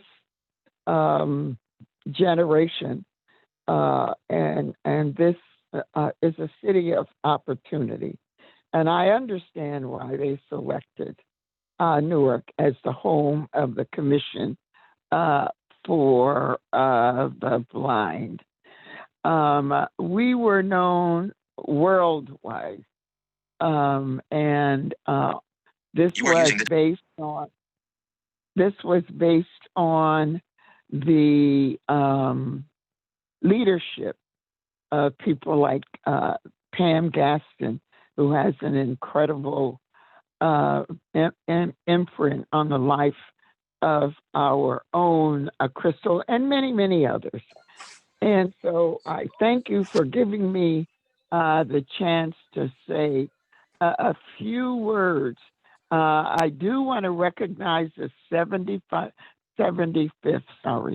anniversary of the National Disability Employment Month, which is observed during the entire month of October, as well as the 30-year anniversary of Americans with Disabilities Act. I remember when it was signed into law. It made an impression on me, and it changed the world for those who had a disability. Thank you so much.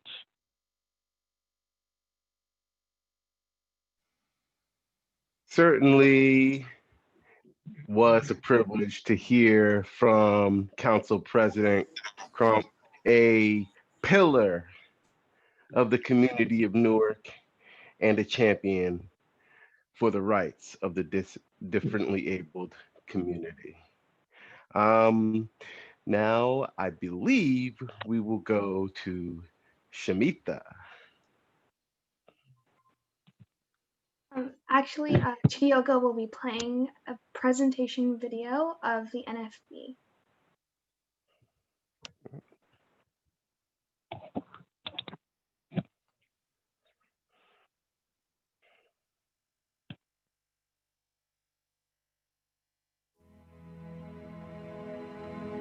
National Federation of the Blind. Live the life you want. The National Federation of the Blind knows that blindness is not the characteristic that defines you or your future. Every day we raise the expectations of blind people because low expectations create obstacles between blind people and their dreams. You can live the life you want. Blindness is not what holds you back. Connect with us. Follow us on Twitter and Instagram at NFB_voice. And like us on Facebook by searching for National Federation of the Blind. Visit our website at nfb.org or call us at 410-659-9314.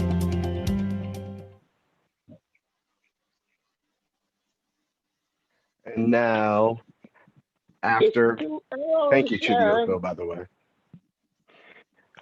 Thank you, Chidiogo. And now, after Shamita reads his bio, the next voice that you will hear will be that of a man that I have been hearing about his exploits and accomplishments since I was a little boy from Mary Beth Nadler. The esteemed Rick Fox. Hi, Brandon. Can you hear me? Oh, wow, Ricky. Yes, we're going to read your bio and then you are up. Shamita. Perfect. So this is Rick Fox's bio. Rick Fox was born and raised in Ocean, NJ, and earned his BA from Brown University. He spent 23 years at IBM with positions in sales, programming, and help desk support. He spent the next 14 years at DeWitt and Associates, a company that taught technology skills to people with disabilities.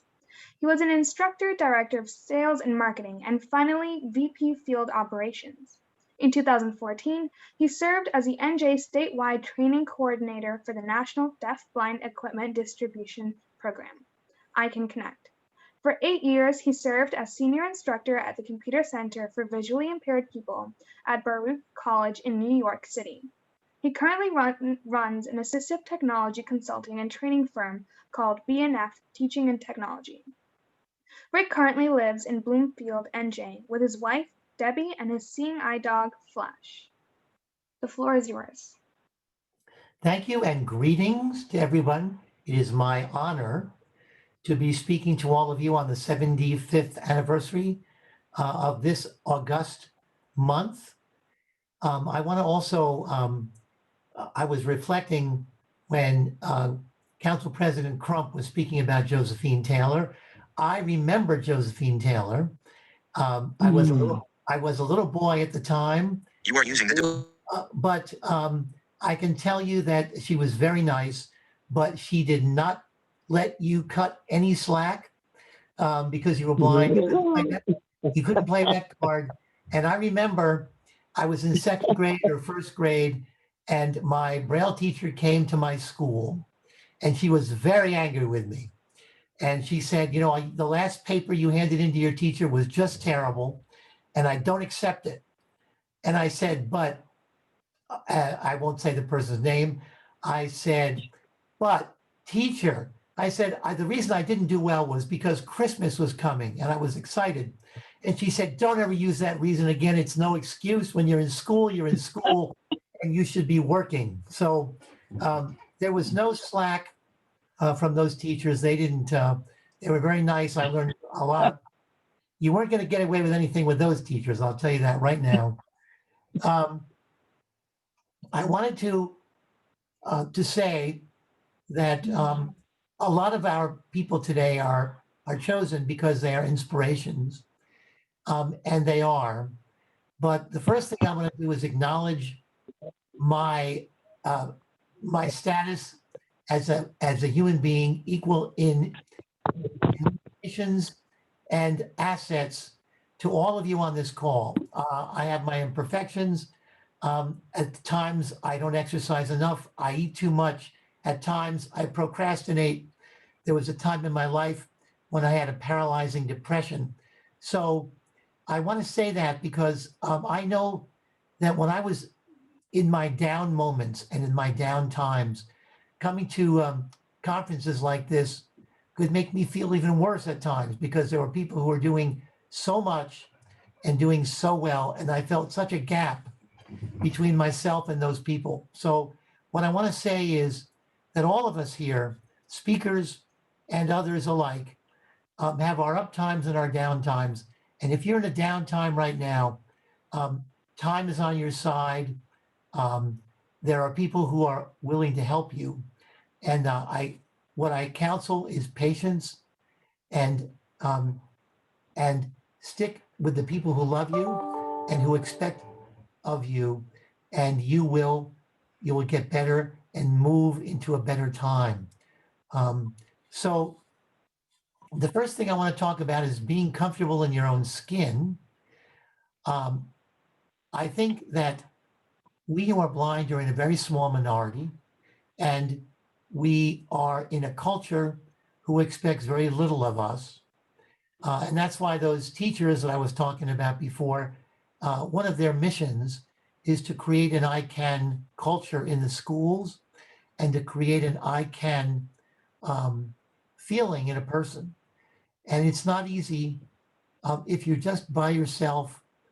And so I think we need to do all we can as blind people to understand that it is respectable to be blind, that it is okay, and that it is really, even though we're a very small minority, it is normal in the sense that there have always been blind people, there always will be blind people, and we need to learn to live with it. So one of the ways that I have helped myself in that regard is to join a diverse community of blind people who could mentor me and whom I could give back to as a contributor. And for me, that was the National Federation of the Blind and still is. It has been very helpful for me to be in a network, a national network of people who, when I didn't know what might or might not be possible, I could immediately reach out to find people who might be doing the job I was interested in, or who might be doing a task that I didn't know whether it was possible or not to do. So that was very helpful for me, and it still is. The other thing is, I recommend that besides, in order to be comfortable in your own skin, you need to tend to your own spiritual needs. So I recommend that you join whatever spiritual community gets you in touch with that higher power. And not only can you take resources from there, but also that you can contribute. Because we as blind people are human beings like everyone else who need to take, but we also need to give. So I think that one of the things we need to do is to surround ourselves with people who will reinforce our high expectations, not only blind people, but sighted people. So we need people who, if we mess up, are going to tell us, who, if we are looking bad, are going to tell us. We need to reinforce the high expectation culture that we want for ourselves. I believe in terms of training, we want to get all the credentials that we can and need in our chosen field. So when we go to a job, we have those credentials and we have them with confidence. I also believe that we need to get involved with as many opportunities for internships and volunteer opportunities as we can, so that we have people who can recommend us to our prospective employers.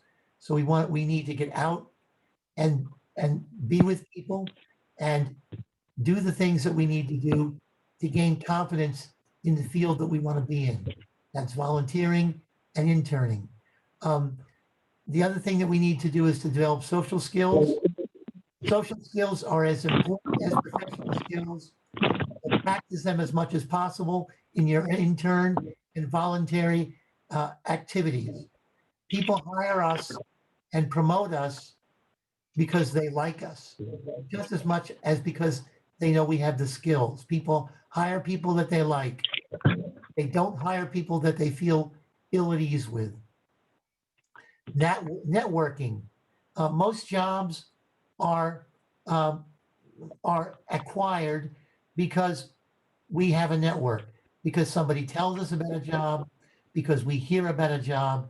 And so we need to join the professional groups that are involved with our fields, and we need to get involved socially, so that when jobs come up, we hear about them. And when they come up, people can recommend us for those fields. And I know we are a little bit short on time, so I'm going to leave with those points, and I'm going to say that my email address is with Crystal. She can send it to anybody who has a question. And so I wish everybody a happy Blindness Awareness Month, a Disability Awareness Month, and a happy rest of this wonderful, beautiful Sunday. God be with you all. Thank you, Rick. Certainly, your network is your net worth. And now over to Shamitha with our next trivia question. Thank you. So we're on trivia question number 5. What disability question can an employer ask for you before an interview? A, no questions about disability can be asked on an application form. B, can you perform the duties of the job with or without accommodation? Or C, do you have any disability that will prevent you from performing your duties? I will now repeat the question and the options. What disability question can an employer ask you before an interview? A. No questions about disability can be asked on an applicant form. B. Can you perform the duties of the job with or without accommodation? Or C. Do you have any disability that will prevent you from performing your duties? Please send your answers into Shamia. Thank you. Thank you, Shamita. Get those trivia questions correct so that you can be the winner of the prize.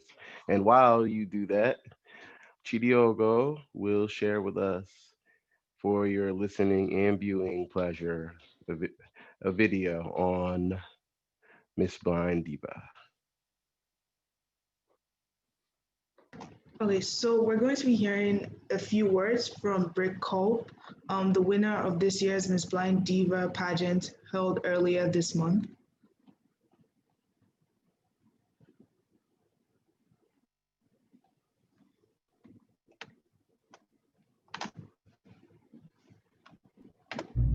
Hi Divas, Britt here, one of your 2020 Miss Blind Diva Empowerment Pageant contestants.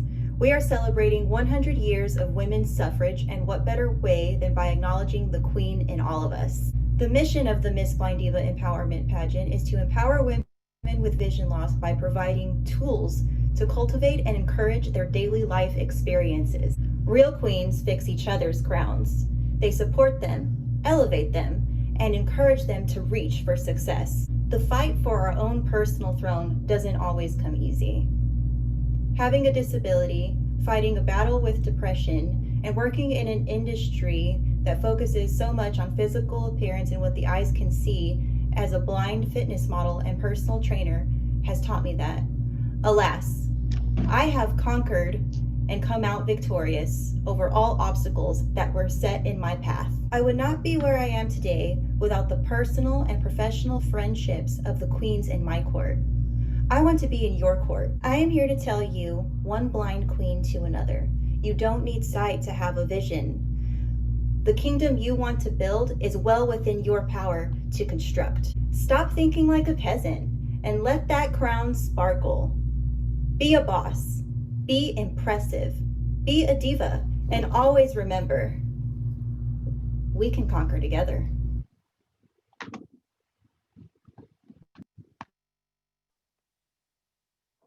Ladies and gentlemen, Britt Cope, 2020's Miss Blind Diva. Certainly an inspirational young woman who is worthy to wear the sash.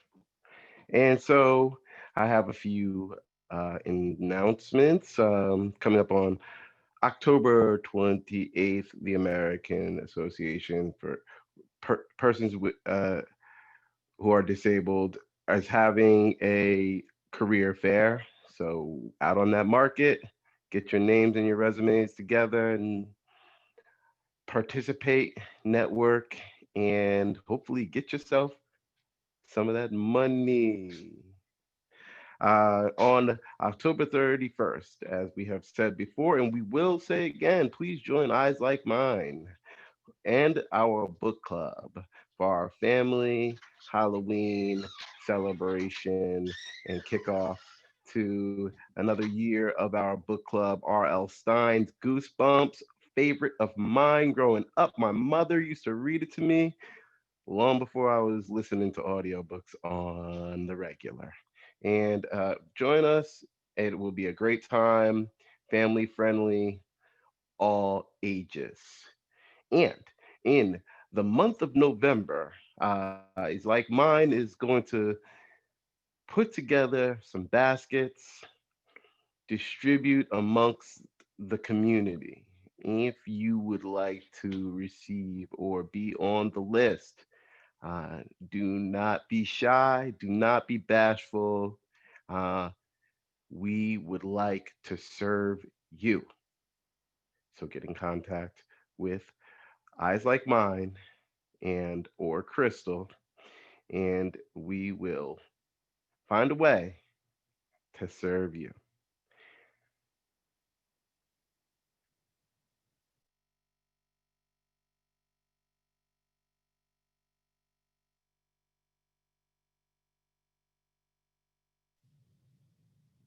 Now, I'd like to go to Shami- Shamita to read the bio of, and I hope I get this name correct. Sorry in advance, Spencer Frankenberger. Thank you. Spencer Frankenberger is an actor, award-winning director, award-winning producer, and improviser. He is a graduate of IO West, Second City Hollywood, and Comedy Sports LA. He is a cast member of the family-friendly The Really Awesome Improv Show at Second City. He's a cast member of the murder mystery company Dainty Dane's Events. He was a part of the inaugural class of the Access Acting Academy program for blind and low vision actors. Aside from entertainment, he is also a board-certified music therapist and teaches music to toddlers and preschoolers with Jules' Itty Bitty Rockstars, and an acting launchpad class for 5 to 9-year-olds with John D'Aquino's Young Actors Workshop. Recent credits: award-winning and sold-out musicals at Hollywood Fringe, the Netflix series Magic for Humans, the comedy The Complete Works of Shakespeare, abridged, revised, with Conejo Players Theatre, and the YouTube series Nice to Meet You. He has an MFA in film production from Florida State University. He's currently working on his new musical Blindish about his life growing up with Coates' disease. He's a huge theme park enthusiast who has created and co-hosts a podcast called Theoretical Thrills, which you can watch or listen to here. Now, Chidiogo will be playing a video.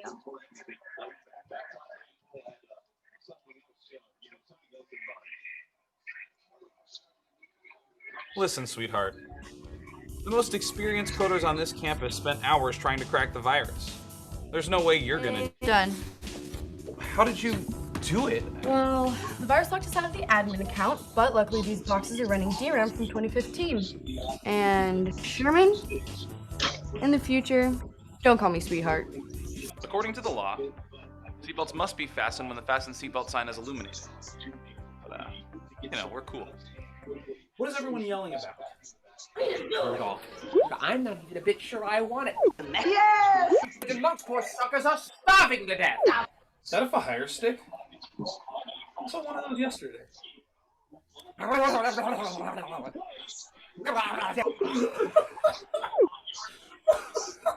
fan just liked our tweet. Hashtag blessed. Yeah.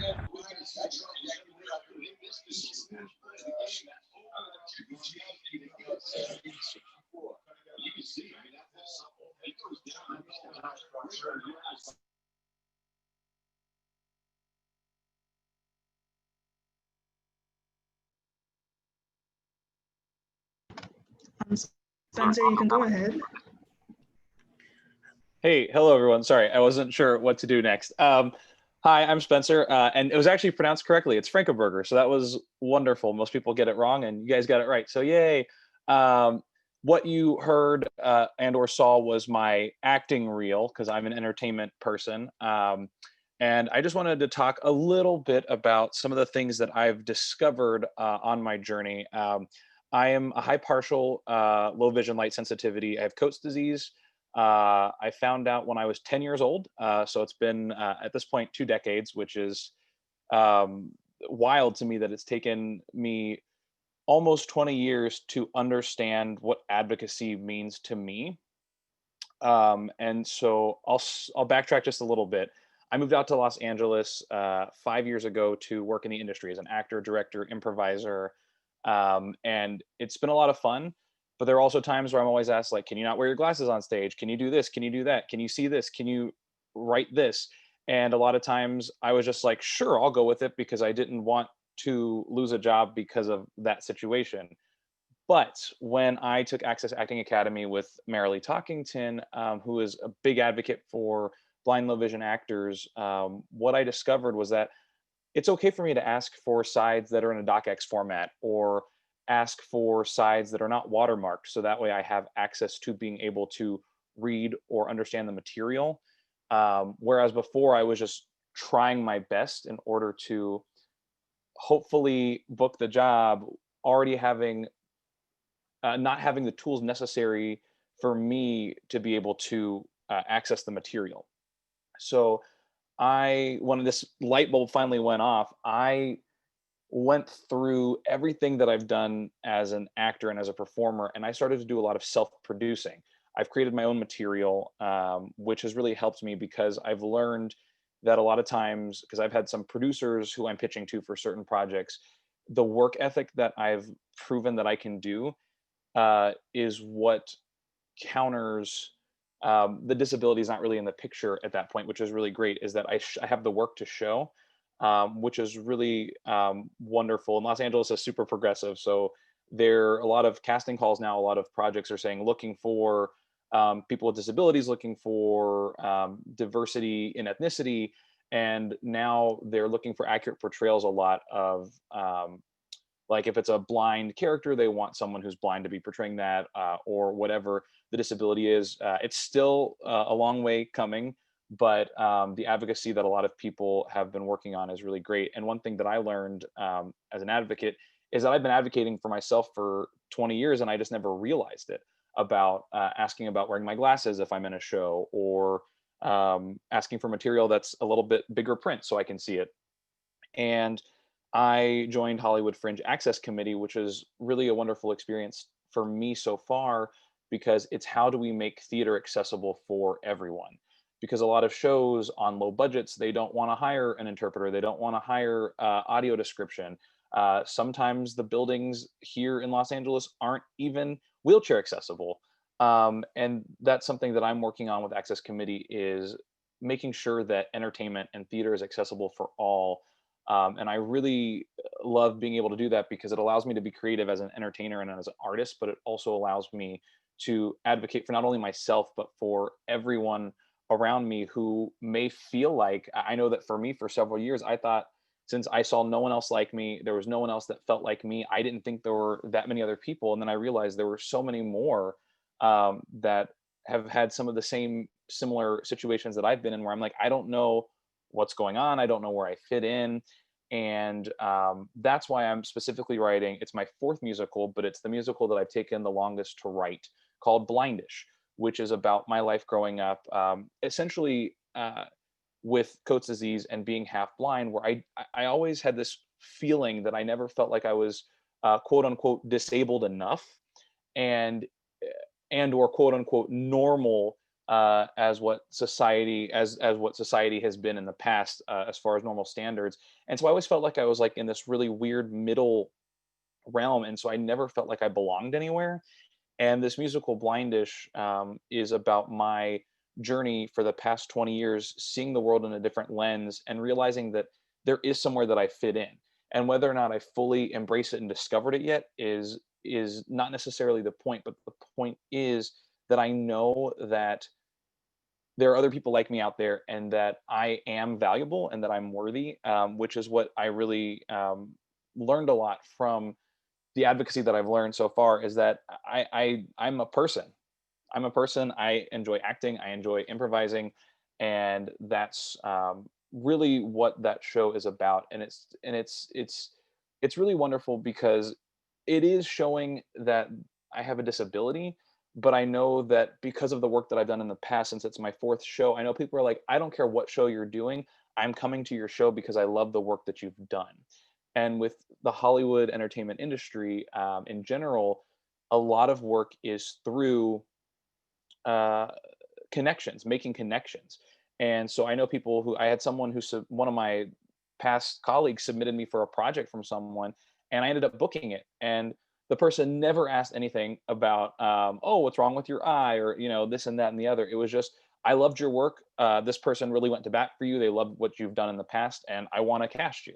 And so that's one of the biggest things, as I've learned, is as far as advocacy is advocating for the things I need, but also in terms of creating my own content and making those connections. Because once I've proven that I can do the work, people don't care about the disability. They care about the work that I'm putting in.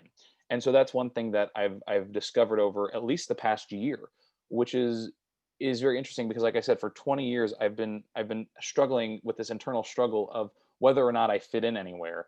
And over the past year, and maybe because quarantine has had me sitting in my room for 7 or 8 months just trying to figure things out, I've really started to understand, how and why I advocate for myself, but also where I fit in. Thank you so much for listening. Thank you so much, Spencer, for all the work that you're doing, and keep up the great work. Your accomplishments are certainly quite amazing. And this space of entertainment is certainly a place where, through the work of yourself and so many others, there have been great strides being made in accessibility and even more in visibility. Now we will kick it over to Shamita for a trivia question. Thank you. Now we're on trivia question number 6. What is the number of employees an employer must have for the ADA to be applied? A, 20 employees only, B, 15 or more employees, or C, 15 or less employees? I will repeat the question and the answers. What is the number of employees an employer must have for the ADA to be applied? A, 20 employees only, B, 15 or more employees, or C, 15 or less employees? Please send in your answers to Shamia. And next, I will be reading the bio for our next speaker, Patrick Lafayette.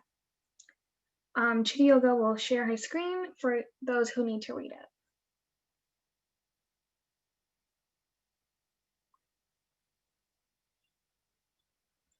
Patrick Lafayette is a blind individual who has made significant contributions to improving the lives of persons with disabilities in Jamaica, the Caribbean, the United States, and internationally. He was the first visually disabled individual to be employed to a major commercial radio entity in Jamaica in the 1980s when he worked with Radio Jamaica's Fame FM. To date, his record of being the first and only radio broadcast announcer to have every hour of each of his weekly broadcast day fully sponsored by commercial advertisers still stands. He further cemented his reputation as a household name by being a founder member of KLAS FM and later Cool 97 FM in 2001, where he served as primetime presenter and producer. He went on to become station manager at Cool 97 FM before leaving to start his own production company, Twin Audio Network, in 2007. A lover of technology, he has set a trend for sharing knowledge to empower the disabled community. In 1988, he was introduced to the screen reading text-to-speech software Job Access with Speech, JAWS, and after mastering the technology, he brought his knowledge back to Jamaica from the US and began a series of teaching and free instructions to many blind persons who are today experts themselves. Later on, he did the same for the mobile speak technology, which allows blind persons to use cell phones and access all the noted features such as caller ID, text messaging, emailing, and surfing the net. Currently, he works with persons with disabilities in Jamaica and the US the use of the iPhone and other adaptive technologies, and was featured by Apple. In August 2018, he hosted an interactive session on podcasting at Apple's Soho office in Manhattan, New York. He has taken his knowledge of computer software and hardware and applied it to teaching persons with disabilities. Initially, he taught at the Jamaica Society for the Blind, and eventually at the Abilities Foundation for 2 years. In 2005, he became the representative for the Torres Foundation, operating from Washington and Trinidad and Tobago, in Jamaica. Under that portfolio, he worked with the Salvation Army School for the Blind to give the opportunity to the top yearly student to attend a 2-week accessible technology summer camp in Trinidad and Tobago, sponsored by the foundation. He has served as a board member for the Abilities Foundation, the Combined Disabilities Association, CDA, and has represented the disabled as a member of the Broadcast Commission Digital Transfer Steering Committee. He has also served in the role of chairman of the Public Education Committee for Broadcast Commission. He has worked alongside the core curriculum unit of the Ministry of Education to produce audiovisual training and learning tools. Lafayette has collaborated with foreign and local organizations, including the Dennis Brown Trust, VP Records, British Broadcasting Corporation (BBC), Choice FM in London, and XM Satellite Radio in the USA, to document and produce the history of Jamaica's music culture. An inspiration to many disabled as well as able-bodied, Patrick is a visually impaired professional, VIP, who knows no boundaries to his life and independence. He's married to Indy and has 2 children, Layla and Javon. He takes joy and pride in building the capacity of fellow challenged individuals so that they can proceed on the path of independence and self-reliance. Patrick Lafayette, the floor is yours. Apologies, there's actually a video first before Patrick Lafayette can go ahead.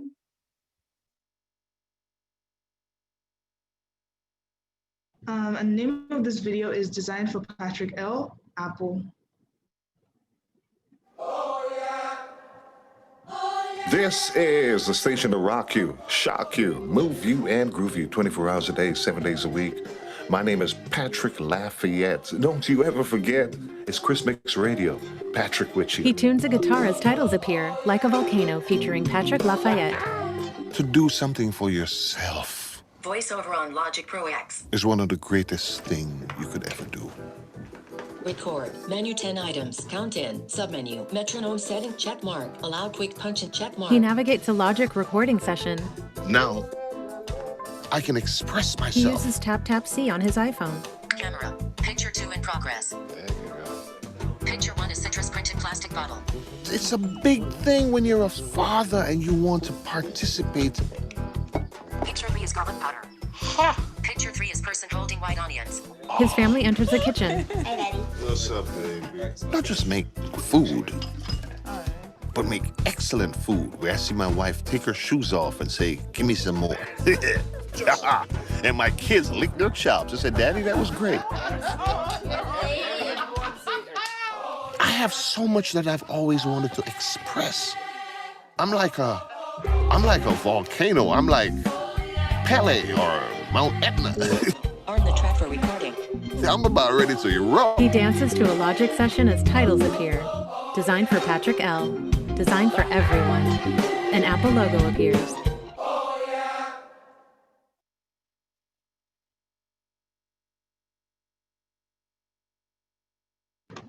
Patrick, you can go ahead.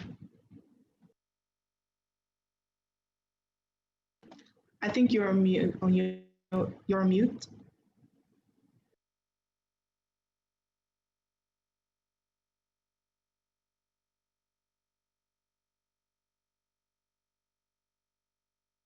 Alert audio now unmuted.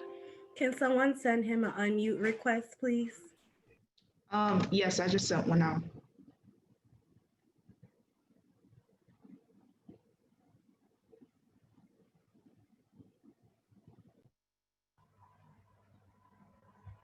Can you hear me okay now? Yes, we can. There you go. Greetings once again, and my most profound apologies for the slow start a while ago. My name is Patrick Lafayette, and let me take the time first and foremost for thanking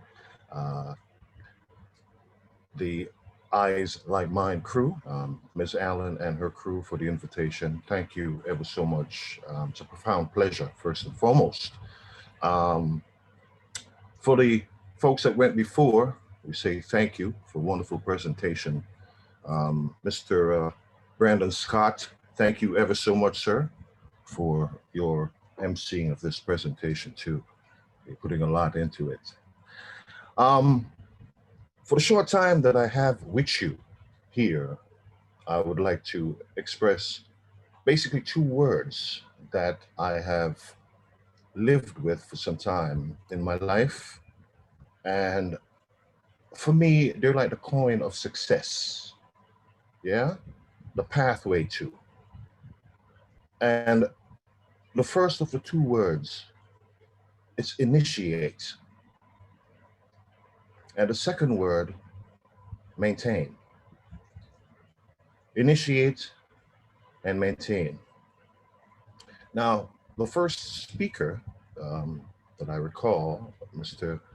Rob Evans, spoke earlier about retooling yourself, learning as much as you can for as long as you can. And in order to enhance your world, you should be consistently learning. It's important to do that. Now, as a student in college, way back when, during the Neanderthal ages, for some of you, um,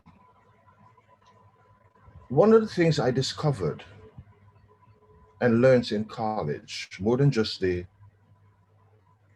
political science or the sociology or the mysticism or existentialism or whatever we do learn in college, one of the most important thing to me, the greatest lesson, was stick-to-itiveness. The ability to stick to something, to start it and stick with it to the end. A lot of us have good starts. We make great starts. We come out of the box running. But sometimes we get tired, slow down and stop, or get distracted, or whatever the case may be. Once you initiate, maintain. Now, many years ago, I went on a journey of knowledge as a blind person because I lost my sight at an early age, at age 16. And I discovered accessible technology. And for those who are JAWS users, I started with JAWS at version 1.5. Dig that. And since then, since I got that knowledge, it's been my mission to impart that knowledge, because gaining that knowledge was a bit of a life-saving thing for me. Yeah, freshly losing my sight and not having any idea as to what direction I could go into at age 16. But discovering that I still could do things, I could still communicate, I could still compete was a good thing. So I initiated and I maintained. Now, a great part of my initiation and maintenance has been within the realm of accessibility. I wear several hats, but for the accessibility realm, whatever knowledge that I gain, I would share. And I'm also a Caribbean person. And my heart is still within the Caribbean region, from the Eastern to the Western Caribbean, Greater to the Lesser Antilles, because you have a lot of people with various challenges with not as much opportunity. But with what little resources they have available, they make do. Necessity is the mother of invention. And you find that a lot of these people with limited resources have been able to innovate and elevate themselves on various levels. 3 years ago, I started a WhatsApp group inviting some of my friends who are visually impaired to be a part of this group, where I would share whatever accessibility knowledge I received to them. And it became something where it expanded, because it became a resource pool for information, a repository for knowledge concerning accessibility tools. It expanded a bit more. It still kept the theme, mind you, but it expanded to themes that included things that would empower us as a visually impaired community. So I guess doing all of these things since way back then to present caused me to leave a footprint. And this footprint was picked up in 2017 by Apple, and they approached me. First, I thought I was being stalked. Yeah, I got that messenger message, and when someone tried to approach you on Messenger, and sometimes you have to scratch your head about the motive of people and stuff like that. But anyhow, eventually the person mentioned one thing: accessibility. They required some assistance and some knowledge in regards to accessibility, and it captured my attention. So I returned the call, and she said, well, she has to do a paper, but before she asks me any questions, could her professor speak to me? I said, sure, why not?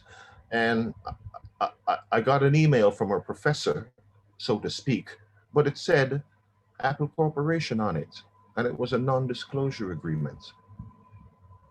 After signing that, uh, the rest for the next maybe 6 weeks was a bit of a whirlwind situation. For 5 days, I was invaded, nicely so. Had my house rearranged by Apple, and the video was done that you just viewed. But that's only part of the initiate and maintaining that I'm talking about. That was initiating a certain level of accessibility devotion. Yeah, devoting myself to that cause, to people who are less fortunate and who have less access to the technology and less access to the knowledge. I'm also a producer, a digital aggregate of audio material. And as a cultural historian and musicologist, I have been compiling the musical history of the Caribbean in general and Jamaica in particular. Just recently, I was recognized by the American Friends of Jamaica, along with an organization called Kingston Creative and Fresh Milk from out of Barbados, one of 10 recipients across the region to be recognized for my work in compiling all of this information concerning our musical culture. Now, since it's National Disability Employment Month and it's 75 years, oftentimes people find it very difficult to get employment because oftentimes the marketplace for employment requires certain specifications. And oftentimes we as people with visual challenges are not able to meet all specifications. So sometimes we get left out of the true mix of the realm of employment, the ability to compete on that level and earn gainfully. But I say to you, each of us within ourselves have a particular gift, attribute, uh, something special about us. Seek that special thing within yourself. Because there was a time in my world that employment was a challenge. And I said, if I have a problem or a challenge being employed, I'll create my own economy. And in today's paradigm, with this current pandemic, when people are forced to stay at home in many ways, it puts us somewhat, although it may be a negative thing, on a certain level, it can put us within certain advantages. For example, a simple thing as a website, a personal website, that does not discriminate or tells anyone that the website holder is blind. Your website could be just as beautiful, just as impacting as a Fortune 500 corporation's website. So appearance makes a difference in this realm. So the fact of your blindness doesn't make a difference in that realm of presentation. Find the gift in you. And when you do find that gift in you, see the value of that gift. Initiate something with that gift. And when you initiate, maintain, time will take it through.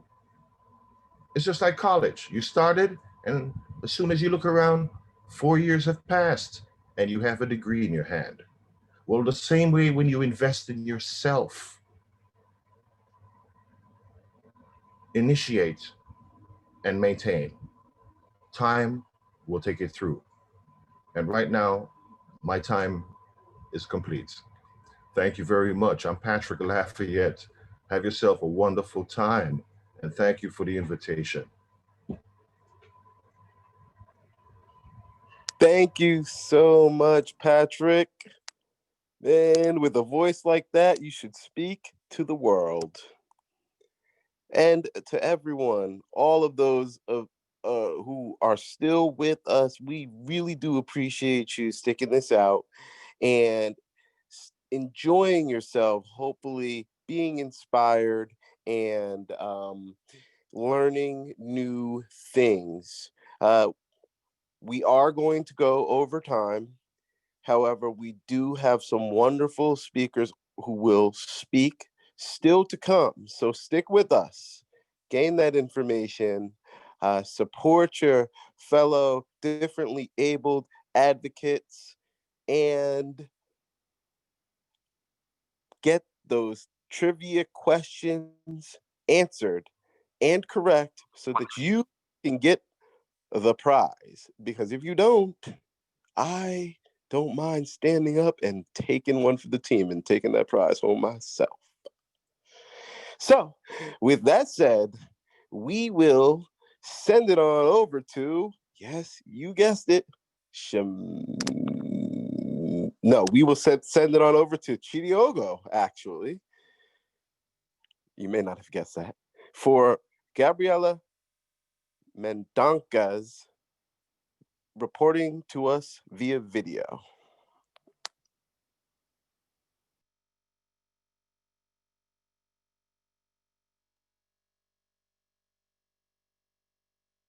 Hi everyone, my name is Gabby. Thank you so much for allowing me to speak to you all today.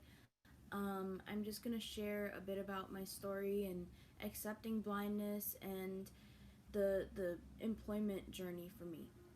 So I'm currently in college studying communications and digital media. This is my last year, and you know, in college you have to go through the process of finding internships, and it's hard, especially when you do have a disability, because as a lot of you may or may not know, people in the blind community, the unemployment rate is about 70 to 75%. And so it is hard when this is the case and you are trying to find an internship or something that is in the field that you want, that you're studying. So for me, I've been going to a lot of programs since I was a kid. Um, and through these programs, I've met a lot of different people. I've been able to connect with so many different people who have been able to kind of guide me and give me advice on different ways that I can, different ways that I'm able to kind of understand how to live with a disability. Because for me, I was born with a tumor on my optic nerve as a baby, and so for a long time it was really hard for my family and for me to adjust to me being blind.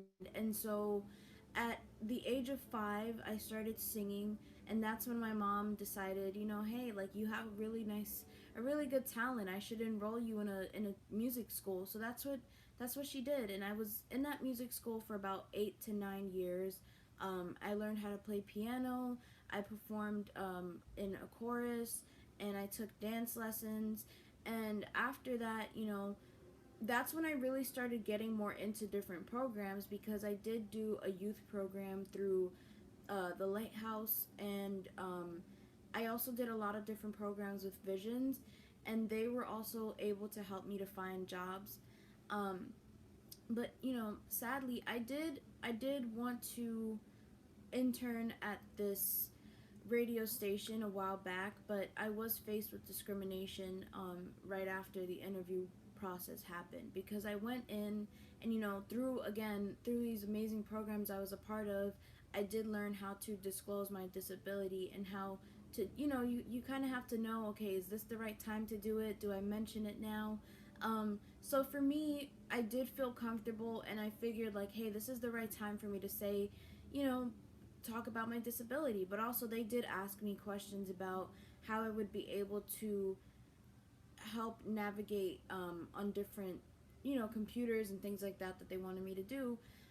So after they told me basically that I won't get too much into what it was, so I'll just keep it short. But after I didn't get the internship, I did feel really discouraged, especially because my major being communications and digital media, I really felt like, okay, this is a rejection. This means like I'm not good at this, and I can't get into the job that I would want to get into. And so I luckily was able to, after that rejection, find a different outlet for myself to know like you have control over, everything. And so I started a YouTube channel a year ago, and on my YouTube channel, I have been talking a lot about blindness, my experiences as a blind young woman, and going through just different things that I go through. I even spoke about the discrimination I was faced with in this job,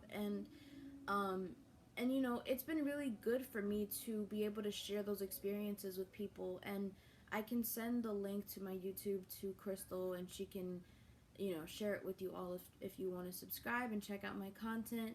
um, but I one thing for me for sure is that growing up, and even now as someone who's about to graduate and going into the work field, I and my family have never let my blindness define who I am. My family never limited me in doing anything, and anything that I was really passionate about, they always supported those decisions and those choices. And I'm really grateful that I've been able to have that support system, and even the great friends that I've made along the way through these awesome programs that I've went to. And it's really helped me even in high school, going to programs and interacting with different people, to be able to learn about self-advocacy. And I love talking about disability advocacy and inclusion. It's something that is very important to me. So I really want to say to anybody who feels like discouraged about something in particular, know that you will eventually find that one thing that is meant for you. And as I like to say, I'm proud to be a blind young woman breaking down barriers. So thank you so much for having me here today.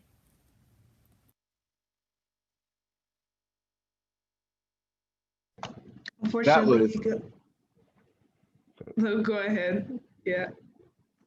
I was going to say that that was an excellent excerpt in video from Ms. Gabriella. And um, I was going to say that what we have coming up next is very special, because for myself and Crystal, and many of the blind and vision impaired individuals of our generation, we had a program that we went to roughly once a month.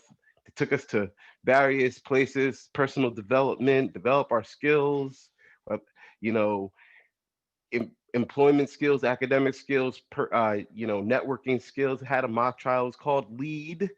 It was the predecessor of sorts to what we have now in the EDGE program. And one of the uh, influencers at the very head of the program, which is molding many of our future stars from the differently able community, the blindness and vision impaired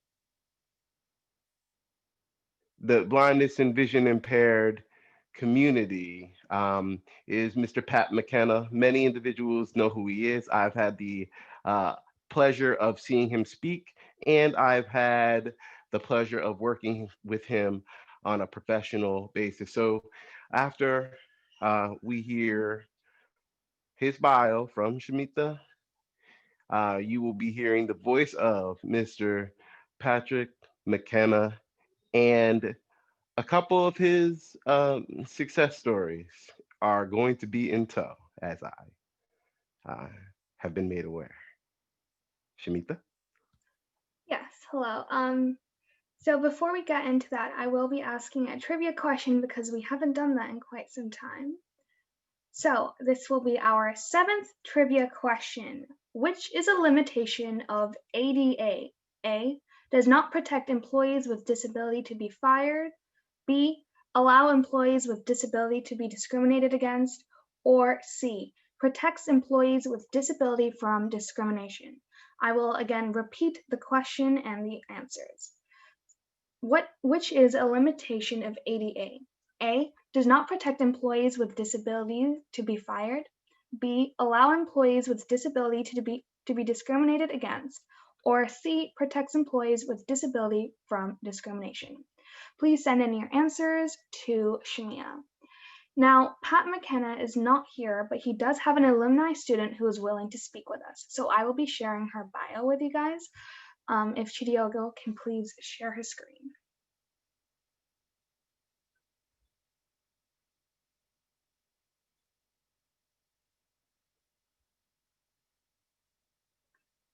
Adia Daglau is a recent cum laude graduate of St. Peter's University with a BS degree in biology. She participated in the EDGE 2.0 program throughout her undergraduate experience and has experienced appreciation for the support and development she received. EDGE, Employment Development Guidance and Engagement 2.0, is a program of the Family Resource Center run in partnership with the New Jersey Commission for the Blind and Visually Impaired. CBVI that aims to enable undergraduate students who identify as blind or who have vision impairments to grow their academic, professional, and social skills with a view to achieving fulfilling lifelong employment in fields of their choosing. Adia is a woman of many interests, including biology, chemistry, business, coding, international travel, and diversity, equity, and inclusion. In the past 2 years, she explored many of those interests. During the spring 2019 semester, she participated in a study abroad program at Sogang University in Seoul, South Korea, where she performed an internship doing protein extractions. She enjoyed her lab work and is considering this field as she enters the job market. Afterward, Adia was considering applying to a master-level program in cosmetic chemistry, so EDGE 2.0 connected her with a cosmetic chemist who had worked internationally for an informational interview. During her time with EDGE 2.0, Adia participated in 2 additional internships. She performed an internship assisting a physical therapist at Kessler with their clients, as earlier in her college experience she was considering becoming a physical therapist. She also performed an internship during her spring 2020 semester at Students to Science in Newark. This organization works with local middle schools and high schools to help students get excited about science. Adia was also the only non-business major at St. Peter's University to be selected into the 2020 Goldman Sachs Local College Collaborative Program, through which, as part of a team, she performed a case study and provided business strategy recommendations to executives from NRG Power. Throughout her time at St. Peter's University, Adia served as the vice president of the Black Action Committee and volunteered at the campus kitchen, where leftover food from the college's dining halls was served to community members facing challenges with hunger. During the summer and winter breaks, Adia worked as a lifeguard at Club Ricochet, located in South Plainfield. With a dedication to growth and desire to remain involved, Adia decided to take a class on Python at her local community college immediately after graduation. She is now employed as an administrative assistant at Kessler, awaiting acceptance to programs at either Goldman Sachs or Unilever for their 1-year program offering full-time employment and career development. Her ultimate goal is to become a cosmetic chemist. After she has a few years of work experience, she will pursue a master's degree.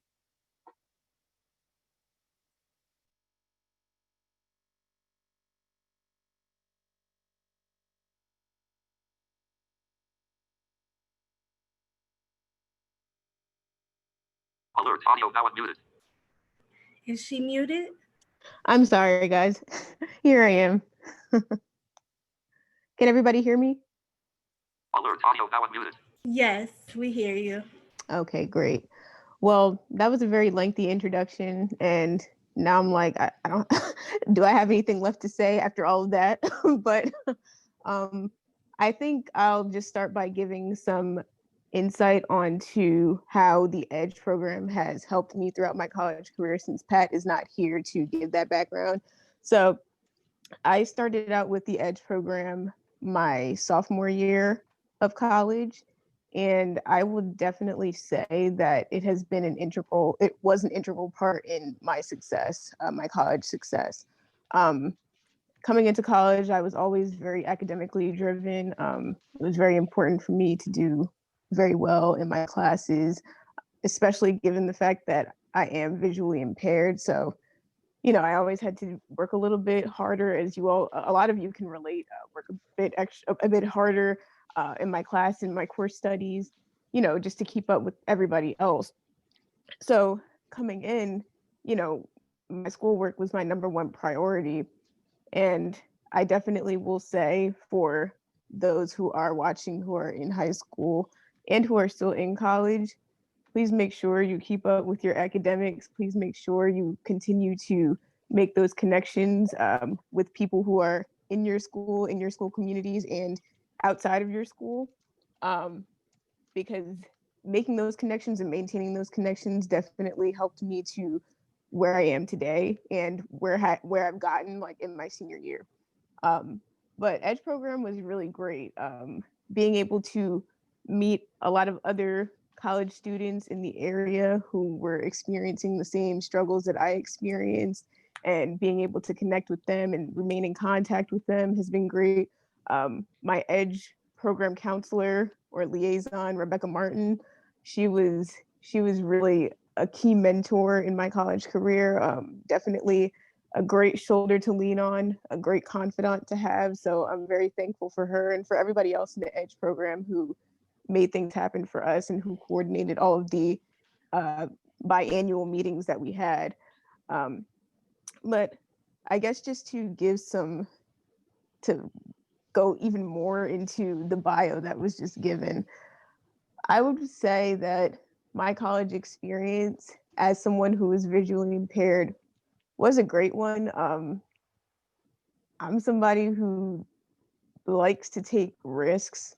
And I think some of the risks that I took, or the biggest risks I took, were definitely studying abroad. And I want to talk a little bit about that. Um, so I am not fully blind, I am sighted, but my vision is obviously not the best. So taking the leap to go all the way to South Korea for a full semester where I didn't know anybody, I didn't have any friends out there, anything like that. I didn't have any friends going with me. I thought it was just something I should just go into just because why not? And I think that a lot of college students who are visually impaired and blind should take that leap if that's something that you want to do, or anything. It doesn't have to be study abroad, but if there's anything that you feel is kind of out of your reach, you should definitely kind of ignore those fears and just go for it, because South Korea was definitely something that I was a little bit iffy about. So to start, um, my grandmother passed in 2018 from terminal cancer, and during that time, it was definitely very rough, emotionally, physically, from the emotion that I was experiencing, having to uphold a school reputation, maintain my schoolwork, and deal with her situation. Like, it was definitely hard on me. And, I was contemplating, like, should I still go? Like, I'm going to be gone for a whole semester. She hadn't passed yet, but I didn't want to, like, go all the way halfway around the world and, not know where she was, like not know if she was gonna be gone, or I didn't want to go over there and like, have her pass while I was over there. So that was definitely like iffy, but I decided to just listen to God and just take the leap and just go anyway. And I think that that was really the highlight of my college career. And I would definitely say that of all the countries that I've been to, because I do travel a lot, South Korea was surprisingly one of the most visually impaired friendly countries that I have ever been to. So if anybody plans on taking any trips to any Asian countries in the future, hopefully we get to travel freely very soon, after this COVID thing blows over. I would definitely say go to South Korea. I spent my semester at Sogong University in Seoul, South Korea. And when I tell you everything was visually impaired and blind friendly, from the sidewalks to the public transportation to all of the restaurants, all of the stores, everything was audio based, like for the crosswalks. It was honestly amazing to see. And I definitely think that if you want to travel, you should definitely take advantage of that and go there, um, if given the opportunity or when we have the chance. Um, but yeah, I think that's like the main advice I would give. Like, just take those risks and go. Because if I would have decided to stay, like not only due to the fear of my grandmother, but just because I didn't know how I was going to integrate into that society since I didn't know anything about their culture. Um, I think I would have lost out because I learned so much. I met so many new people and I made so many new connections. And I definitely think that going there and interning at the lab helped with my career choice because at the time as well, I was not really too sure about what I wanted to do career wise because I initially wanted to go into physical therapy. But after working in the labs, I realized that I liked being in that setting. And after doing some more research and talking to some more people, I realized that I do want to work in the cosmetics industry. But after that, I got an internship opportunity with Goldman Sachs. So I worked with the Goldman Sachs Local College Collaborative, and we basically worked with NRG Energy. Their headquarters are in Princeton, and we came up with a solution to a problem that they're actually having right now, which is whether or not they should go into the battery energy storage market. And so that was really great because I had over the years of being in school developed interest in business. And I thought that, it would be a really great opportunity for me to kind of dip my toes into the business world. I was a biology major. I didn't know anything really about business. I had never taken any business courses. So I thought that it would be a great opportunity for me to gain some more insight on what the business world is like. And I definitely think it was helpful. And once again, that goes back to me saying take those risks. And, even in spaces where you feel like you don't really quote unquote belong, still take those risks because as it was stated in the bio, I was the only biology major, the only STEM major actually, who was inducted into the program for that year. And I was the first biology major inducted into the program. And this is with everybody else who is a business major, everybody else who is finance major, marketing, things or fields that I'm not familiar with. And, they wanted my insight and it happened to line up with the company that we ended up working with. So definitely take those risks. Put yourself out there because you never know what'll happen. And actually, for that program, what wasn't mentioned, I was interested in that program from my freshman year, and I just never felt ready. I would always go to the seminars that they held, like giving information about the program. I would go every single year, and I was just like, I just don't feel like I'm ready. I just don't feel like I have enough experience. But finally, my senior year, my last year, I was like, let me just take the leap and just apply and see what happens. If they don't accept me, oh well. If they do, even better. And of course they accepted me and that was really great, a really great experience.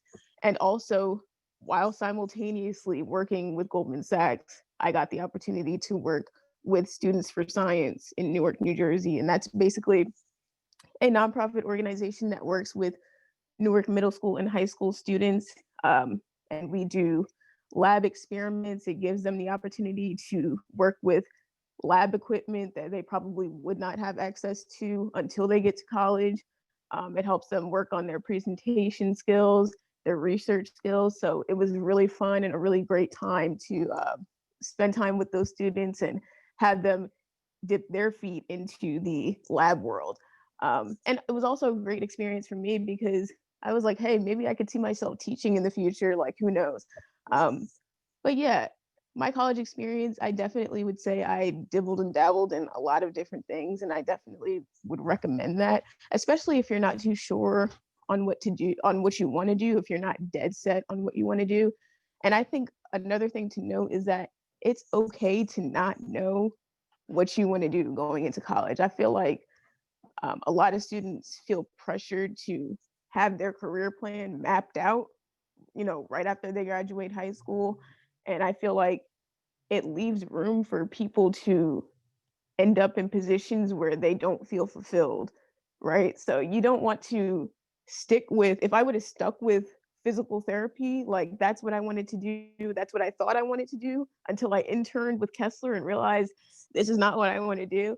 If I would have stuck with that, I probably would not be very satisfied right now. I would probably be in grad school studying for something that I wasn't really passionate about. So I would definitely say, give yourself some time. Like we're young, you're in college, you're young, you have years and years to figure out, which direction you want to take. And I feel like it takes experience to really figure that out. If I would have never studied abroad, if I would have never interned with Kessler, if I would have never did all of these other programs, I'd probably be sticking with what I thought I wanted to do. And I'd end up in a situation where I'm wasting time, I'm wasting money, you know, trying to finish something that I really don't care about, you know, that I'm really not passionate about. But I think that putting yourself in positions where you can gain a bunch of different experiences and a bunch of different skills will definitely help you in making your ultimate career decision, and also keeping in contact with people who,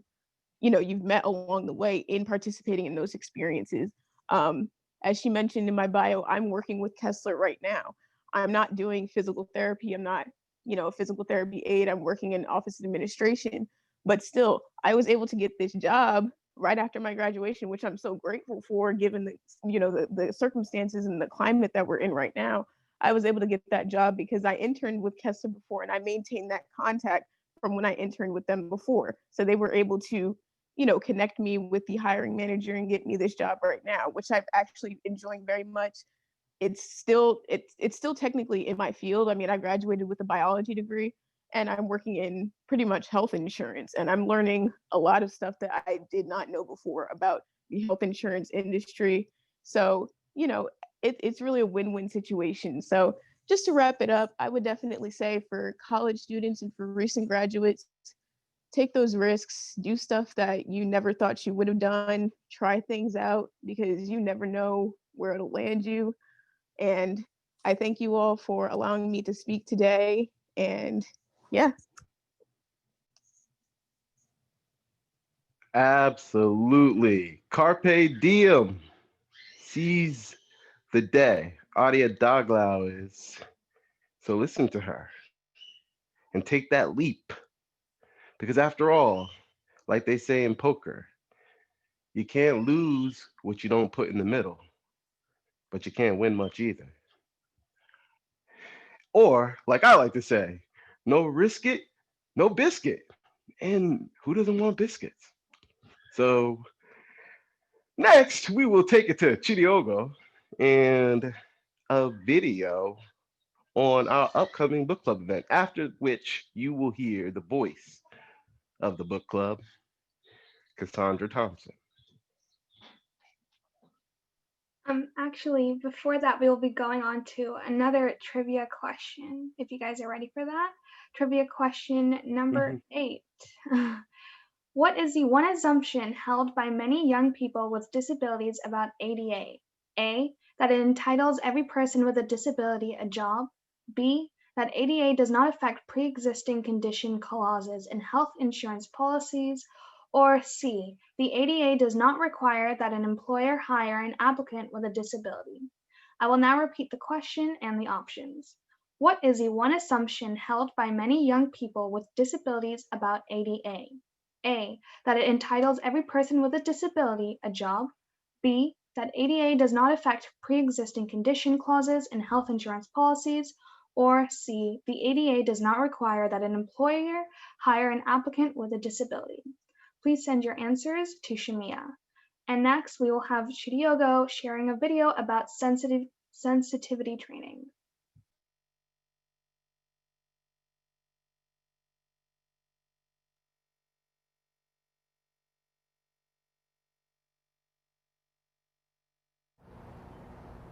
The man presses an elevator button.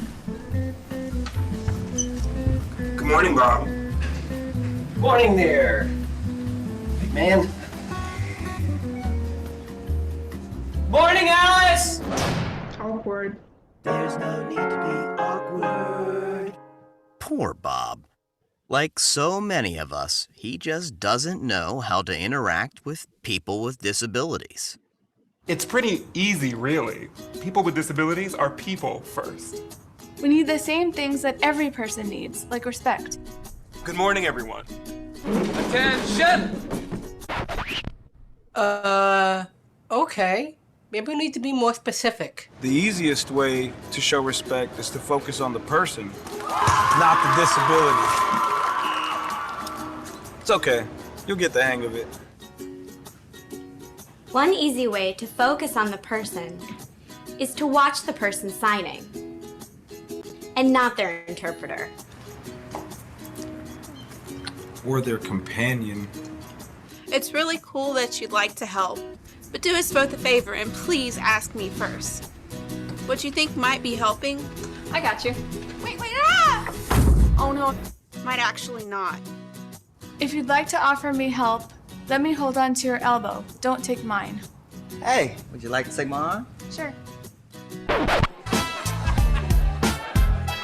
Assistive devices help us to live our lives. They're really important and really personal.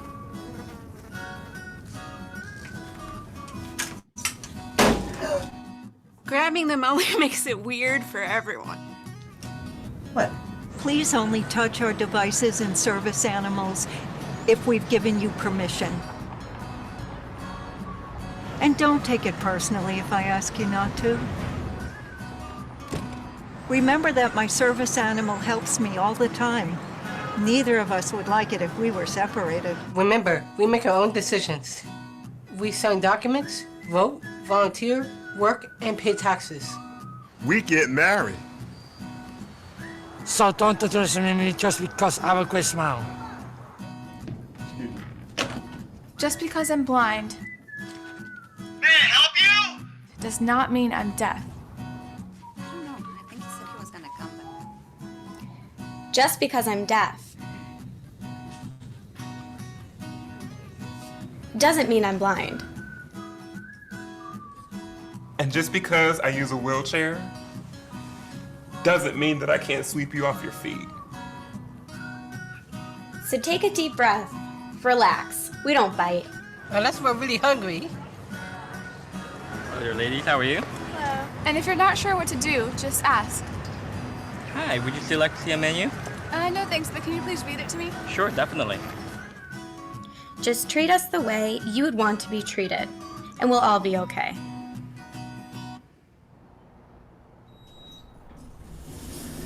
Good morning. Good morning. Good morning, Alice. Morning. Awkward no more. Nice job, Bob. Go forth and be human. There's no need to be awkward. And this was sponsored by the District of Columbia Office of Disability Rights. Next, we will be viewing a video on our audiobook club coming up this Saturday. Like Brandon has mentioned earlier, we'll be listening to The Haunted Mask 2, and this is just a short clip of R.L. Stine describing The Haunted Mask 2. Enjoy.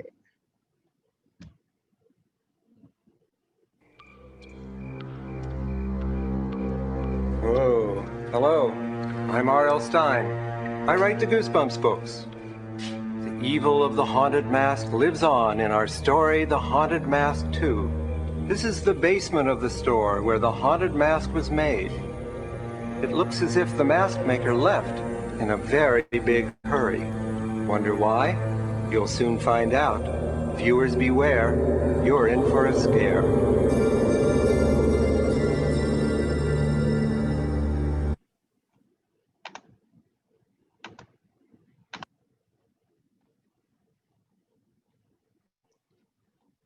So if you want to hear the rest of the story and what happens, check out our audio book club coming up on Saturday, October 31st from 5 p.m. to 8 p.m. Eastern Time. And more information is on the Eyes Like Mine Facebook page. Thank you.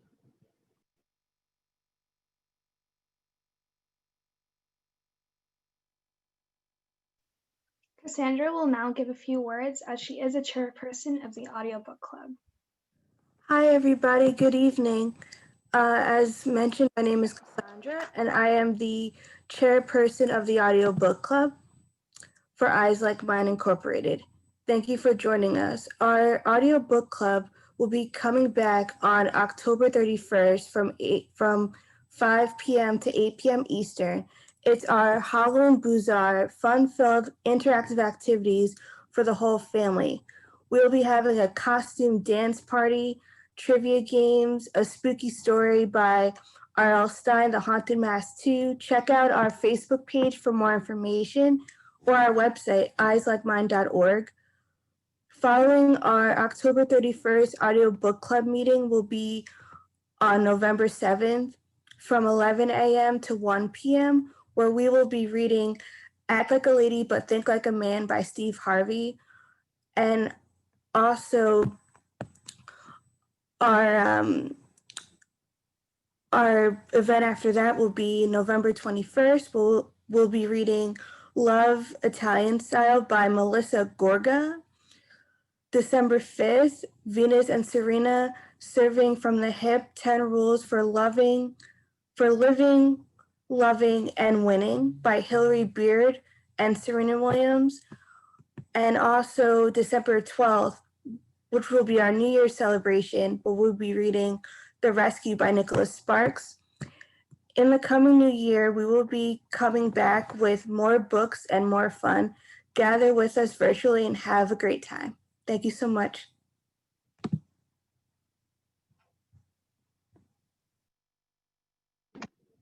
Thank you so much, Cassandra. Now we will be looking at a video from the New Jersey Commission of the Blind on National Braille Week 2019.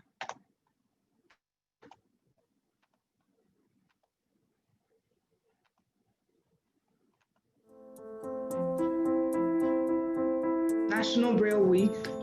They heard footsteps in the hall. "Here comes the witch," they whispered. There's something so special about reading.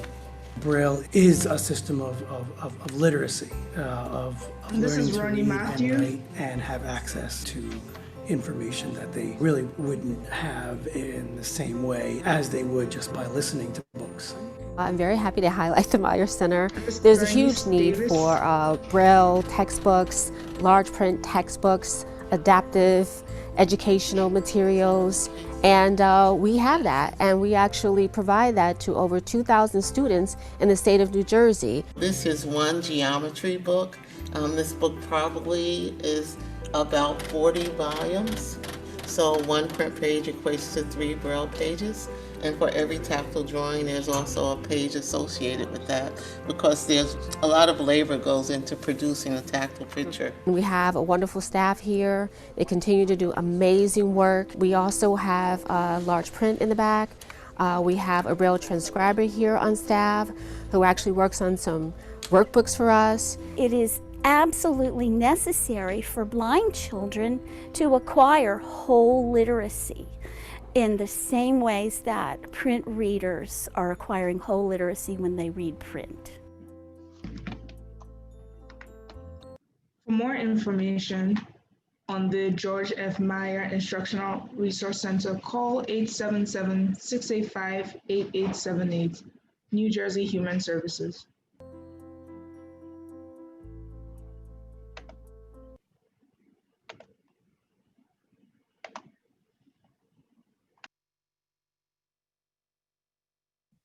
Now we have our 9th trivia question of the night. Which screen reading software can be used by a blind person to navigate their PC? A, none of these. B, Zoom Text, C, JAWS, or D, Talks? Again, I'll repeat the question and the answers. Which screen reading software can be used by a blind person to navigate their PC? A, Zoom Text, B, none of these, C, JAWS, or D, Talks? Please, once again, send your answers to Shamia through private chat. Next, I will be reading Janet or J. Mills' bio, if Chidiogo can share her screen. I am a lifelong New Jersey resident. I graduated from the College of New Jersey, then called Trenton State, with a degree in psychology. At the time of my graduation, I was a store manager and decided to stay in retail for the next 26 years. I then decided I needed a career change and chose public service. I started with the commissions in 2001 as a field representative for the Business Enterprise Program, where I recruited, trained, and oversaw legally blind individuals to operate various types of food service or vending locations.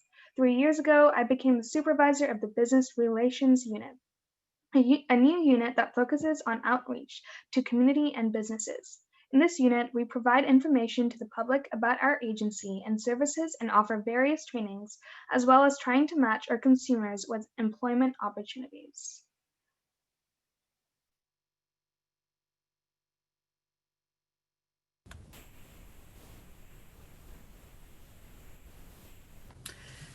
Hi, and thank you so much for having me today. I'm actually, I was asked to represent Dr. Davis today, who was not available, and I just want to say that initially I wasn't really sure what I was to speak about, and I just kind of went over the PowerPoint that we have that introduces our agency, and then probably 15 minutes into this, I realized that the majority of you know about our agency and all the services that we provide. So I'm going to go rogue, and I'm going to just tell you a little more about our business relations unit.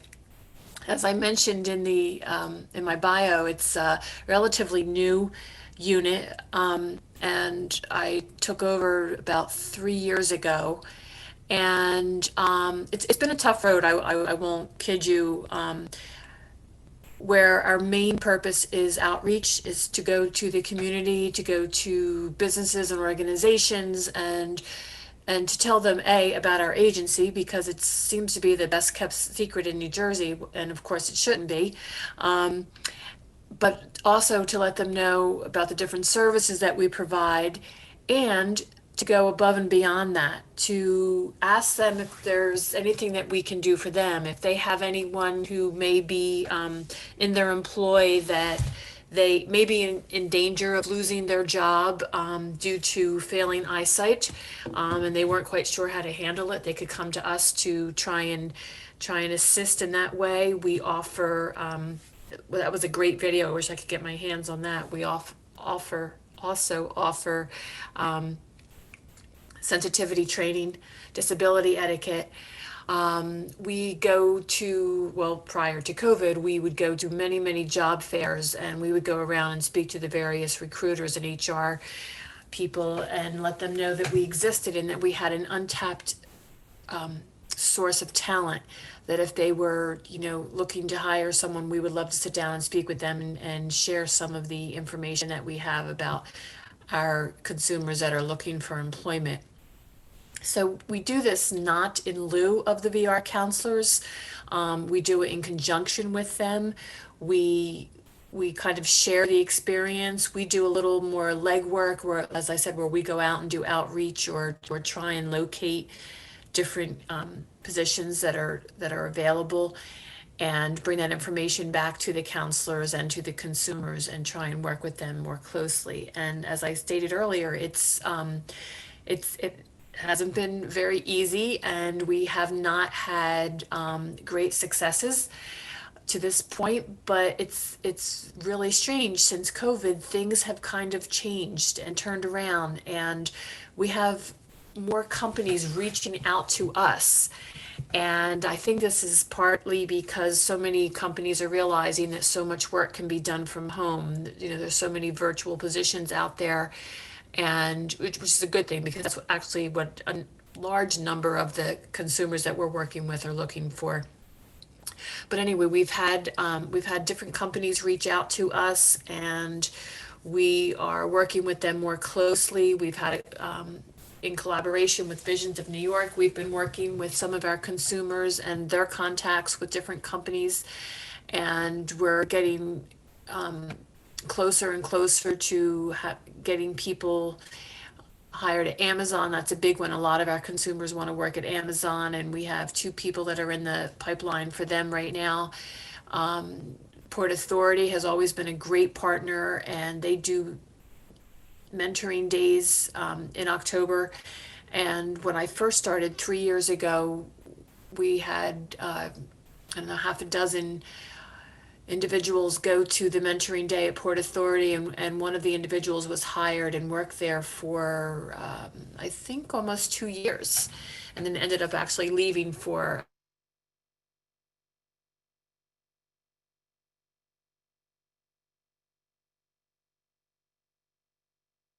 Alert, audio now unmuted. I think that she got disconnected somehow. Come back, Miss Mills. told you. So we'll give her like a second to log back on, and then we can resume. If not, Chidiogo and Shamitha, I just sent you something that you can play in her place. And Brandon, you also have it as well.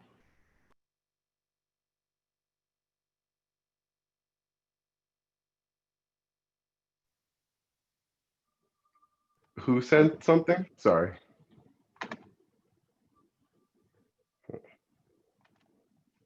Yeah, I can go ahead and play the video while we wait. Okay. And this is a song by Elizabeth L. And the inspiration for this song comes from her work at a COVID-19 designated hospital. And she wants to thank the frontline staff for the amazing work they are doing.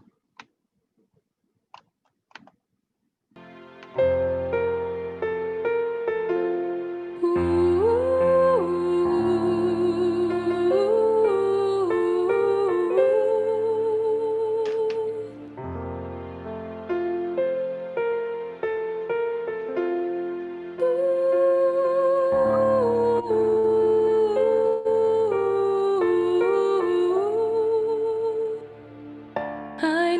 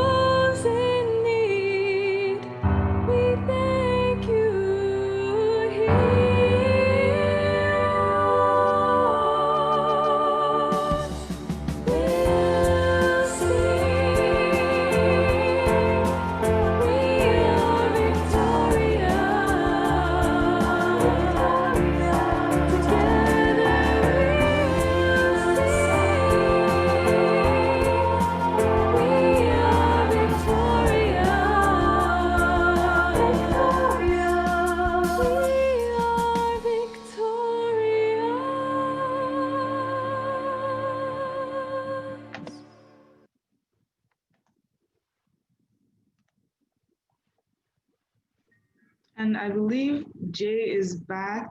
And it's okay, we understand Zoom does that sometimes. So Oh, I've been on here for 3 hours. I can't believe it did it when I was speaking. But anyway, so we have had some successes, and we're looking forward to having many more. And I believe that we're on the path to having many more.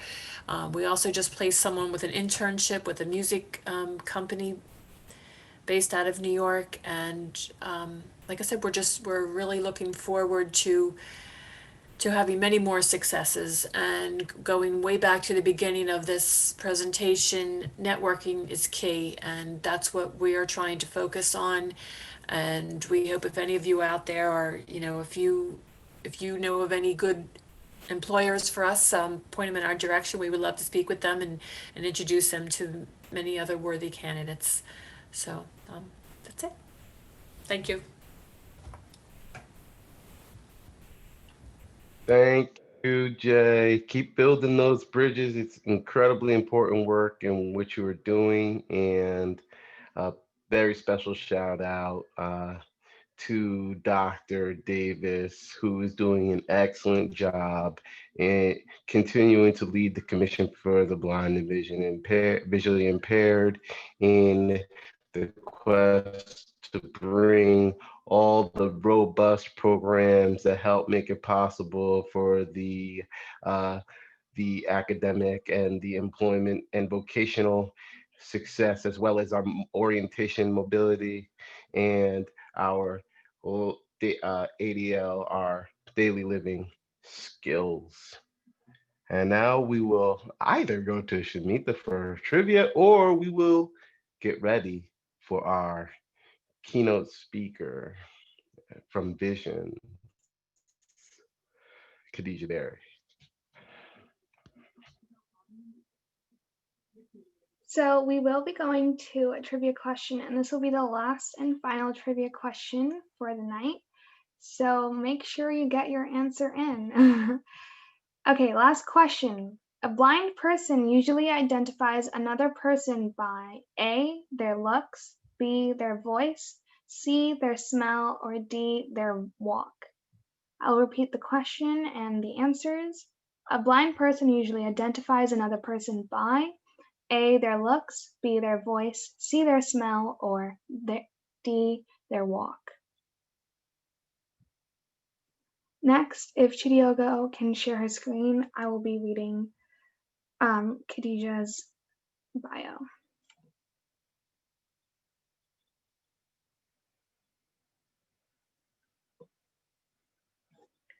Khadija Bari is the Student Career Coordinator in the Workforce Development Department at Visions Services for the Blind and Visually Impaired.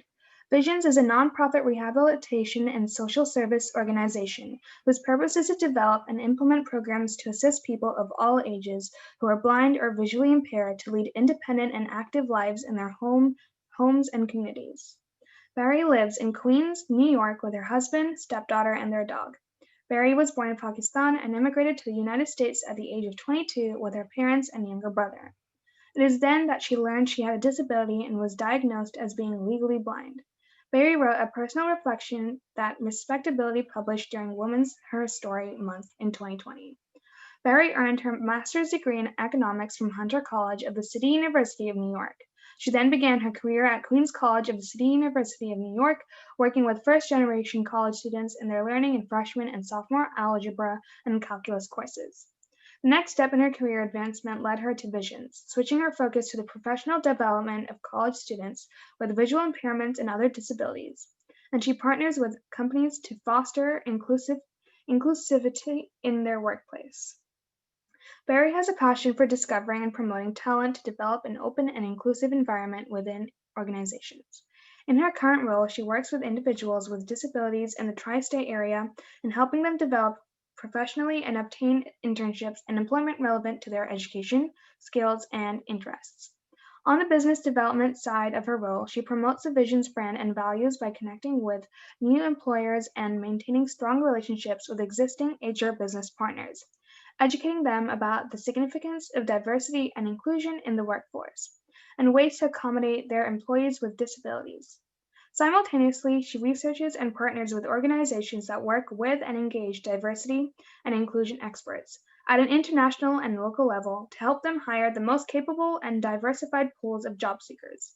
It is during this research that Barry came to know of Respectability and its efforts. After attending several Respectability events and trainings, Barry was selected to participate in its Women's Speakers Bureau NYC.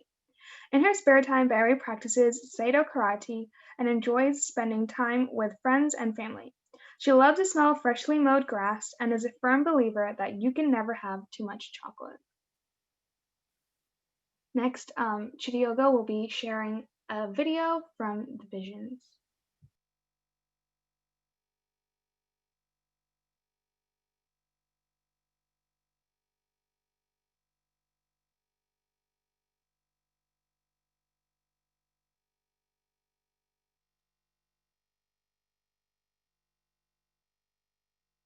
This video shows blind and visually impaired individuals participating in Visions, technology classes, photography classes, exercise classes, mobility training, and programs for children. As the video opens, diverse employees and Visions participants speak to us. Title: Visions, Services for the Blind and Visually Impaired. Text: Founded in 1926, Visions provides programs and services to over 7,000 individuals annually. All services are free of charge. Now, Marion Shepard, Blind Visions Instructor. I have what they call retinitis pigmentosus, RP, which is a slow blindness. I get blind slow, and I get blind every year. Now my eyes are really starting to go, and I'm scared, I'm nervous, but I'm hanging. But then I come here, Vision helps me to deal with it. Nancy D. Miller, CEO. 1/3 of Vision staff is made up of people who are blind or severely visually impaired. And they are showing the blind people that they're working with that it's possible to be blind and be in the workforce. It's possible to be blind and be employed. Milagro Senior, Blind Visions employee. I've been working at Visions for, it's going on 18 years. From what I've experienced and seen in the past, there's nothing you cannot do. It may be adapted to your disability or something, but there's nothing that you can't do. When people call and ask, like, what classes you have? I have photography, and the first thing, like, photography? I can't see. But, you know, there's a way around that. Nancy. Our goal is to train the public on the capabilities, all the abilities that blind people have, not focus on the disability. That's something that can be overcome with attitude and training, but the myths and the stereotypes that the general public has take much longer to extinguish. So we really have a dual focus, working directly with people who are blind of all ages and their families to give them the skills that they need to be independent and to be a part of the workforce, but also to work with the general public so that they understand the capabilities of people who are blind. I lost my vision about 2 years ago, and it was very hard. I was very depressed. And I found this place, Visions, and this place has changed my life. Bernadette Alexander, Visions participant. I've met so many people that have been blind all of their lives, that are newly blind, that are going ahead with their lives, you know, working, they have careers, they have families, they're getting married, they have children, and it's just nice to see that there's people in the same situation as yourself that are thriving. And it's not the end of the world because you lose your vision. There are much more tools available to people today than they were, say, maybe 20, 30 years ago. I mean, there's all kinds of tools. I've had mobility training where someone's coming to my house to teach me how to cook safely, how to navigate the streets safely. You know, when I first came down to this Chelsea area, I didn't want to go out the building. But now I'm all over the neighborhood. You know, I'm here, there, I'm in Trader Joe, I'm shopping, I'm doing this, I'm doing that, because someone took the time to help me and give me the mobility training. So it's a great place to be. Nancy. All the services provided by Visions are completely free of charge. These are services that are funded through federal dollars that are passed through to the state and come to the New York State Commission for the Blind.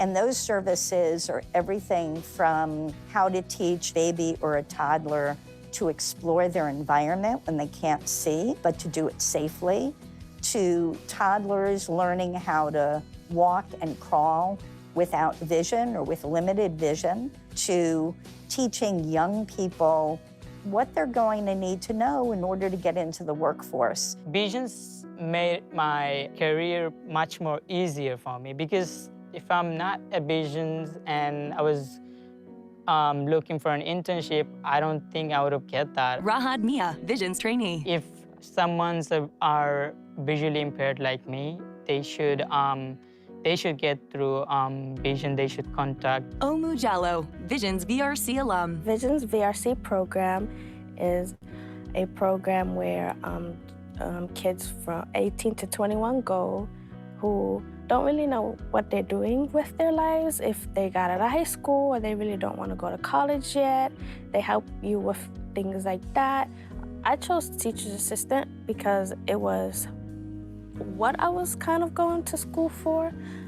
And I love working with children. I've always wanted to do that since I was young. So I decided to take that. It was the best thing I've ever did. Marian. Thank God for Vision. Vision.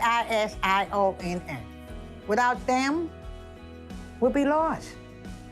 We really would. And I would ask people to contribute, if they can, to Vision. Because being blind is not easy. Okay, no one wants to be blind, but we have no control of it. So therefore, what do? You deal with it. So if people can contribute, donate to Vision, that would be a great help to all of us. I would really appreciate if they donate to Vision. As this video concludes, young adults at Vision Center on Blindness prepare to enter the workforce by practicing using a cash register, using a computer with large print text on its screen, and learning together in a classroom. Text Donate to Visions. Visit www.visionsvcb.org/donate. Call toll-free 1-888-245-8333. Pledge to make a donation today. Visions, services for the blind and visually impaired.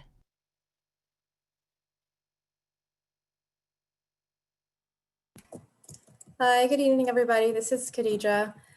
First of all, I want to recognize, thank you to Eyes Like Mine for organizing this event, and donate to Eyes Like Mine, donate to Visions. 'Tis the season of giving. So yeah, as was mentioned in the bio, I am part of the Workforce Development Department at Visions. Hi, can you guys hear me? Okay. I'm part of the Workforce Development Department at Visions, and our department provides internship and job placement services to people that are blind and visually impaired. Much of our work also involves educating companies in all sectors about the benefits of diversifying their workforce by employing people with disabilities. Vision serves participants in all boroughs of New York City, as well as Long Island, Westchester County, Rockland County, and several counties in New Jersey. In the last year in New Jersey, we have been partnering with New Jersey Commission for the Blind, and we have had success in placing some of our job seekers in everything from baseline jobs earning $15 an hour, such as at the Amazon Sortation Center, all the way to job seekers doing jobs such as pharmaceutical sales rep and accounting assistant, earning upwards of $60,000 a year. Most of these referrals for job seekers we received from Jay Mills from the New Jersey Commission, who just spoke prior to me. And we also have a partnership with the Lavelle Fund for the Blind, and that's a program that I manage.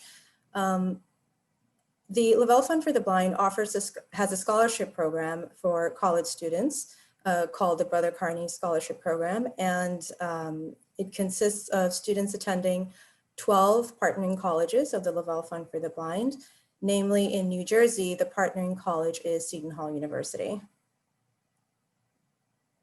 Today, after more than 94 years of providing services to the blind and visually impaired community, we have a very active and involved board, and we have over 100 organizations that we partner with in getting referrals, making partnerships, and connecting people with services.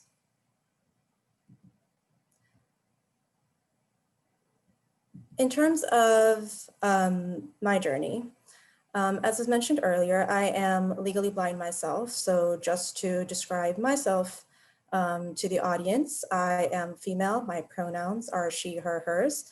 I have a medium to deep skin tone and dark hair, dark eyes, and I am wearing a white button-down shirt. At the age of 22 was actually when I found out that I had a disability and was diagnosed as being legally blind. I have been diagnosed with Stargardt's disease. Prior to that, I just thought I didn't see as well as everybody else. Having spent more than half my life in a third world country where people with disabilities are hidden away, never in my wildest dreams did I think I'd be here having this conversation with you today. When I immigrated to the United States from Pakistan, I started receiving the right services through the New York State Commission for the Blind and truly began to understand what independence could mean for me in my new home, which was New York City. Over time, I met other blind individuals who led independent lives, who had families, who had jobs, and enjoyed life. At that point is when I began to understand what my ambitions and dreams for myself could be. And for the first time, I could be me and not feel shy about it. The best part of my job at Visions is to watch the job seekers and the college students that I work with grow over time, realize their potential, and to help them reach their goals and their dreams.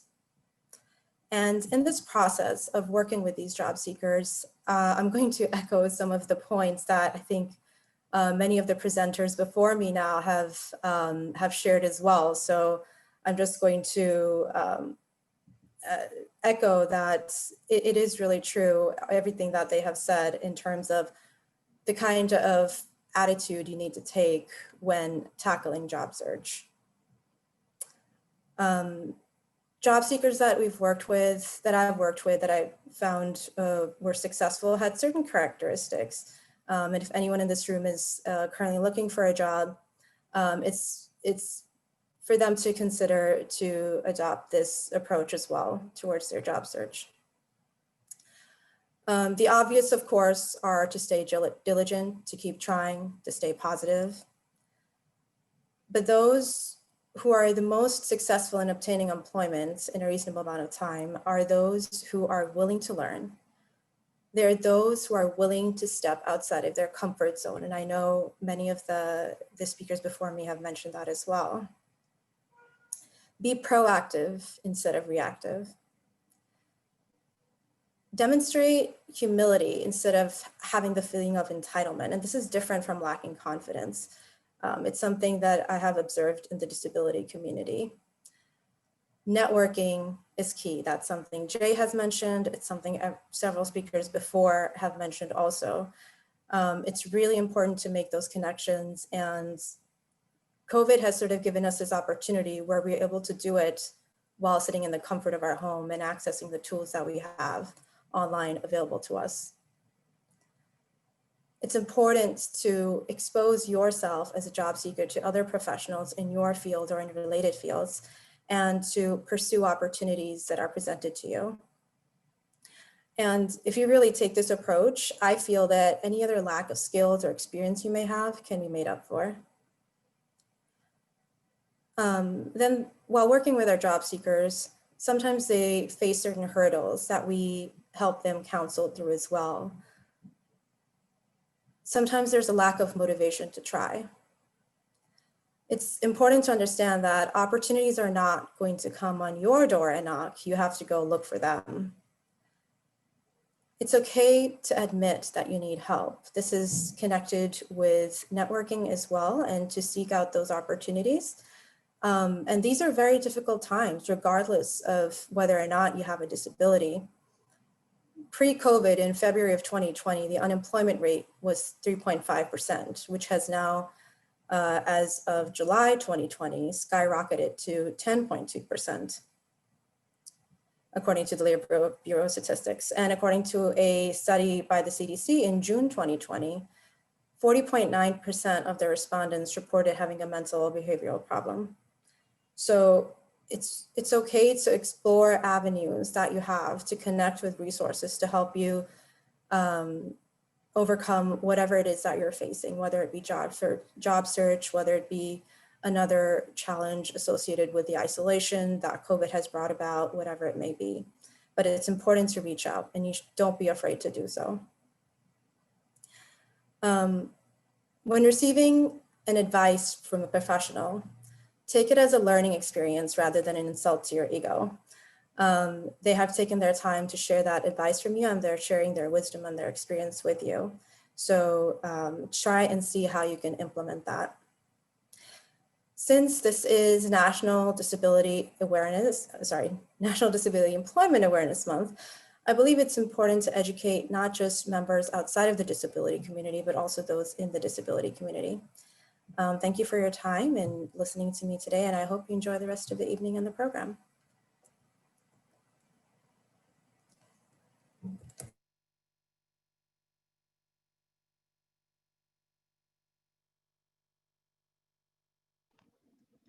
Thank you so much, Khadija. That was a really great presentation and a really nice way to wrap up our program today. Shamitha will be reading an article that I will share right now.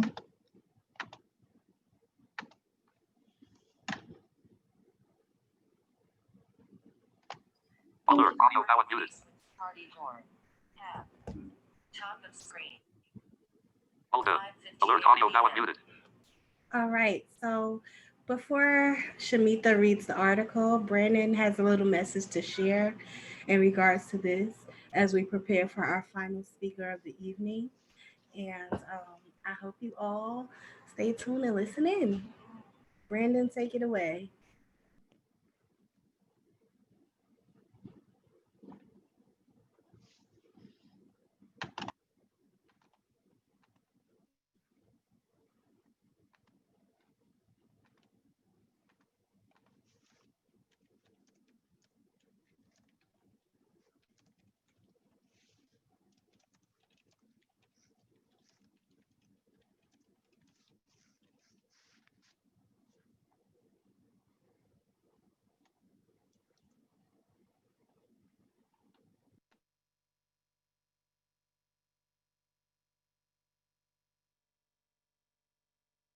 Alert, audio now unmuted.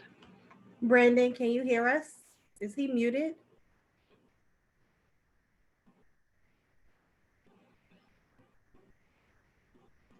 Yes, he's muted. I just sent a request to unmute his mic. All right, thank you. Alert from Defox to everyone, colon.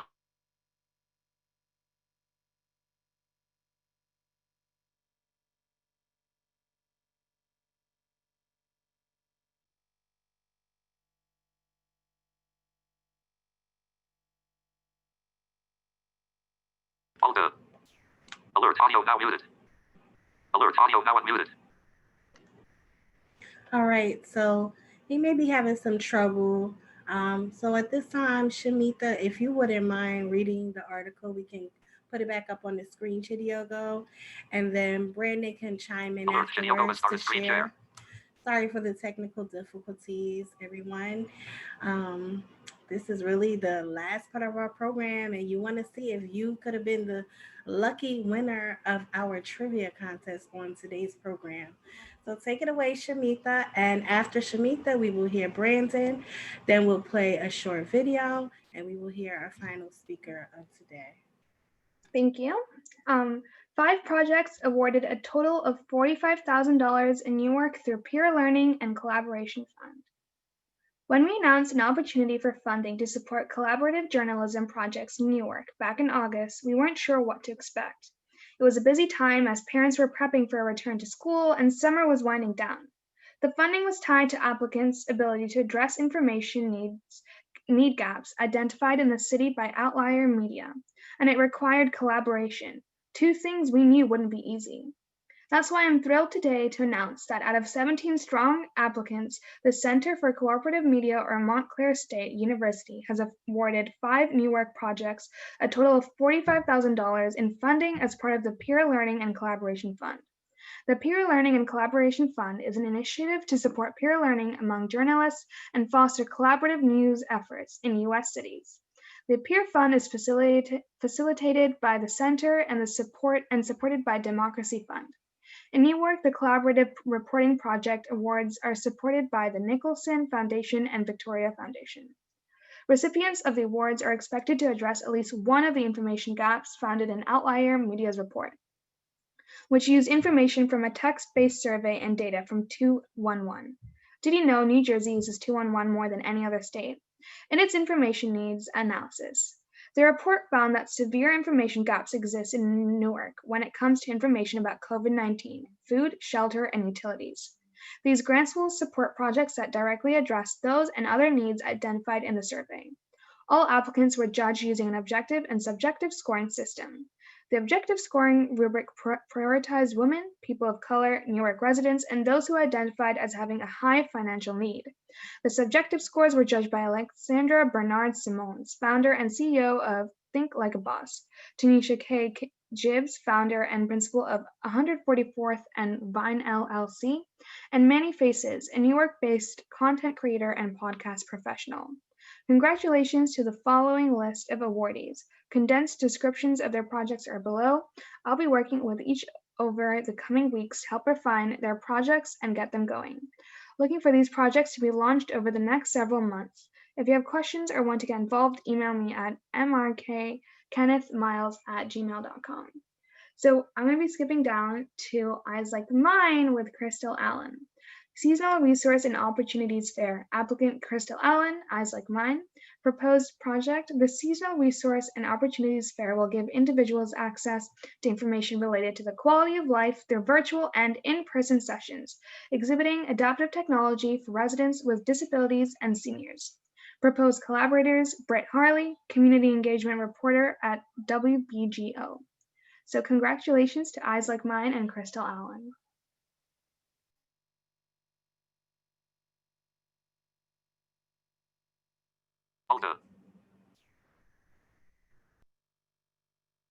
Alta alert audio now unmuted. Alta alert audio now unmuted. Brandon, Alert audio now are you muted. able to? Alert audio now unmuted. Brandon, can you hear us?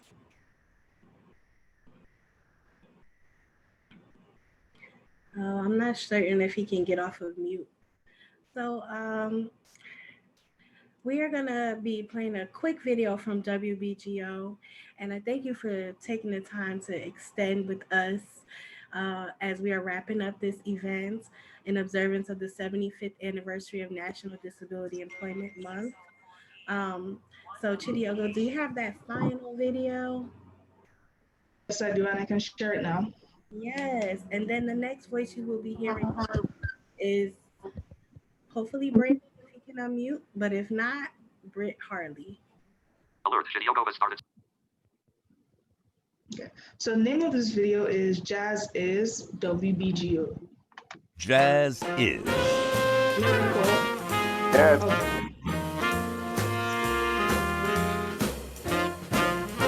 Jazz is WBGL. on air, online. On your mobile device.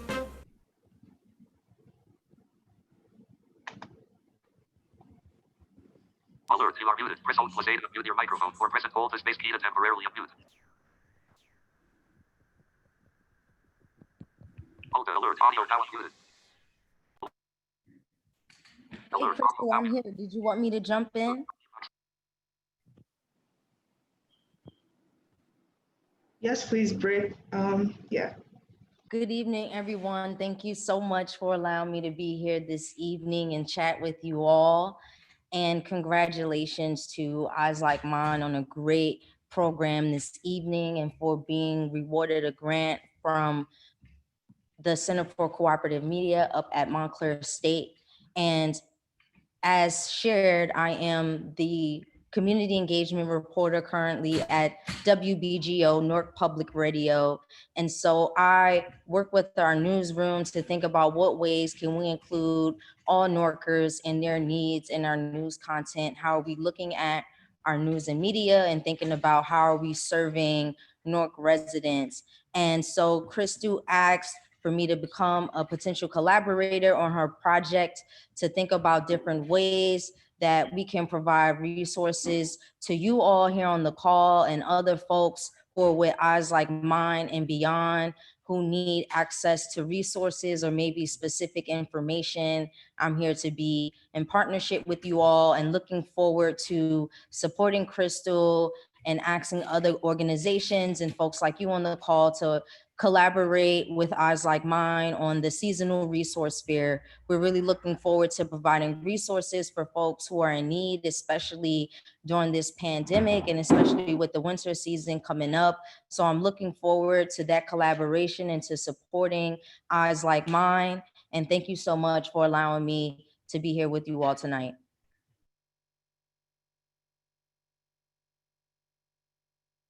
Alert, audio now unmuted.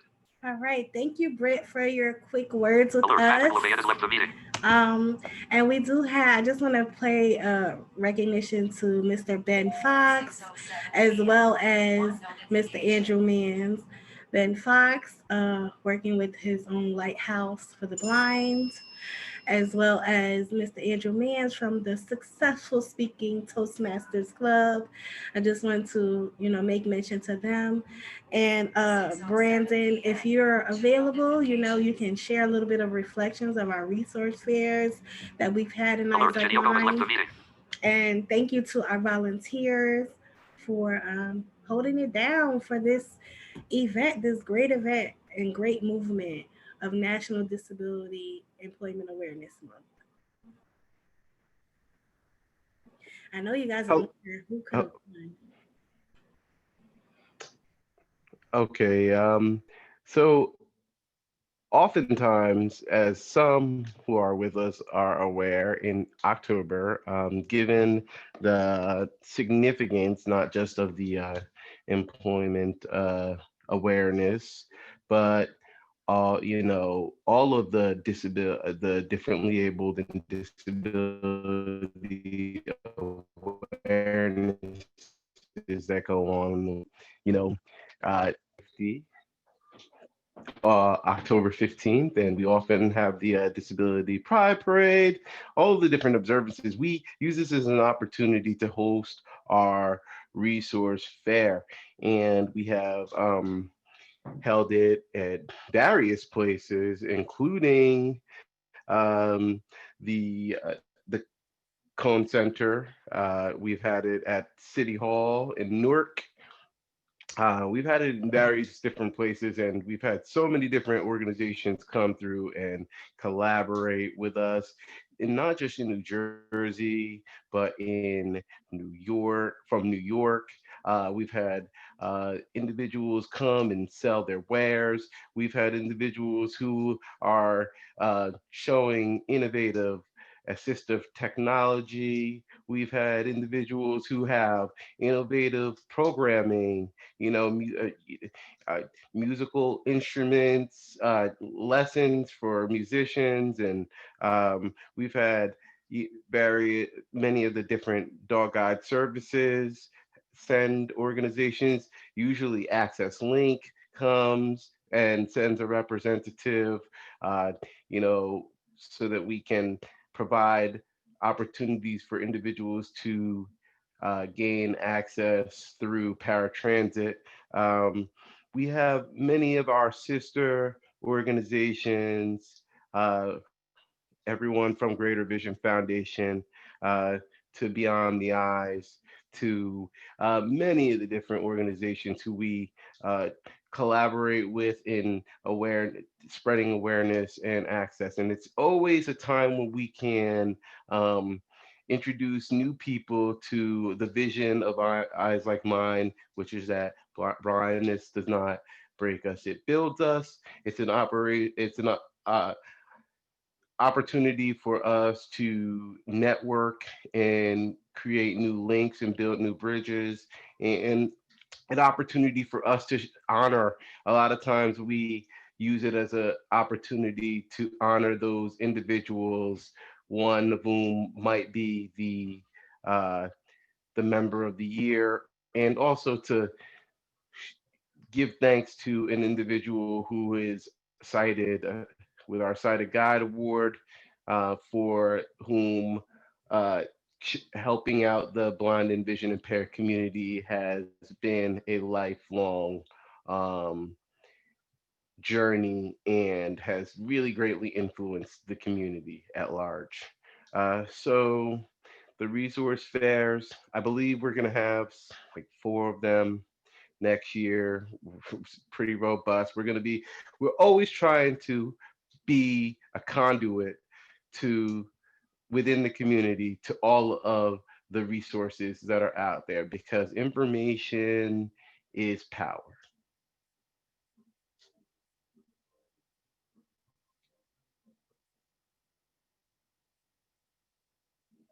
Alta.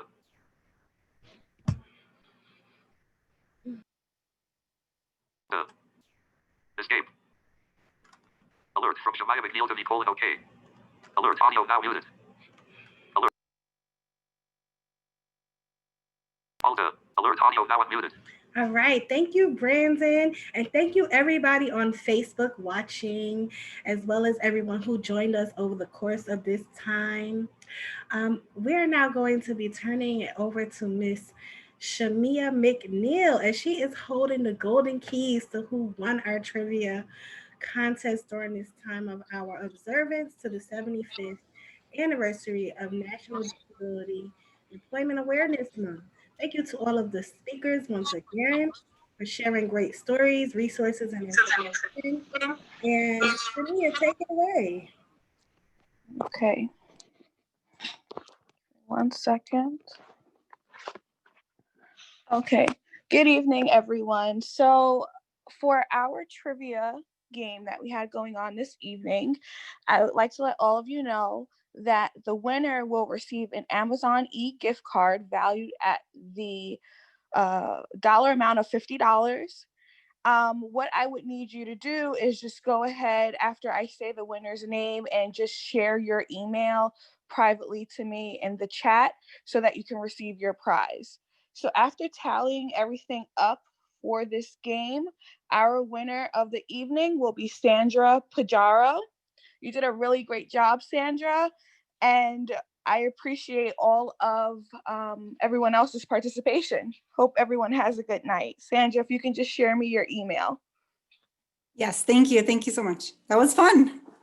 Alert audio now unmuted. Congratulations, Sandra. And at this time, our program is ending. If anybody would like to say anything at all, you are free to do so. Thank you, Brandon, for being our master of ceremonies, holding it down for us, keeping us engaged and informed. Thank you to all of our speakers for being a part of today.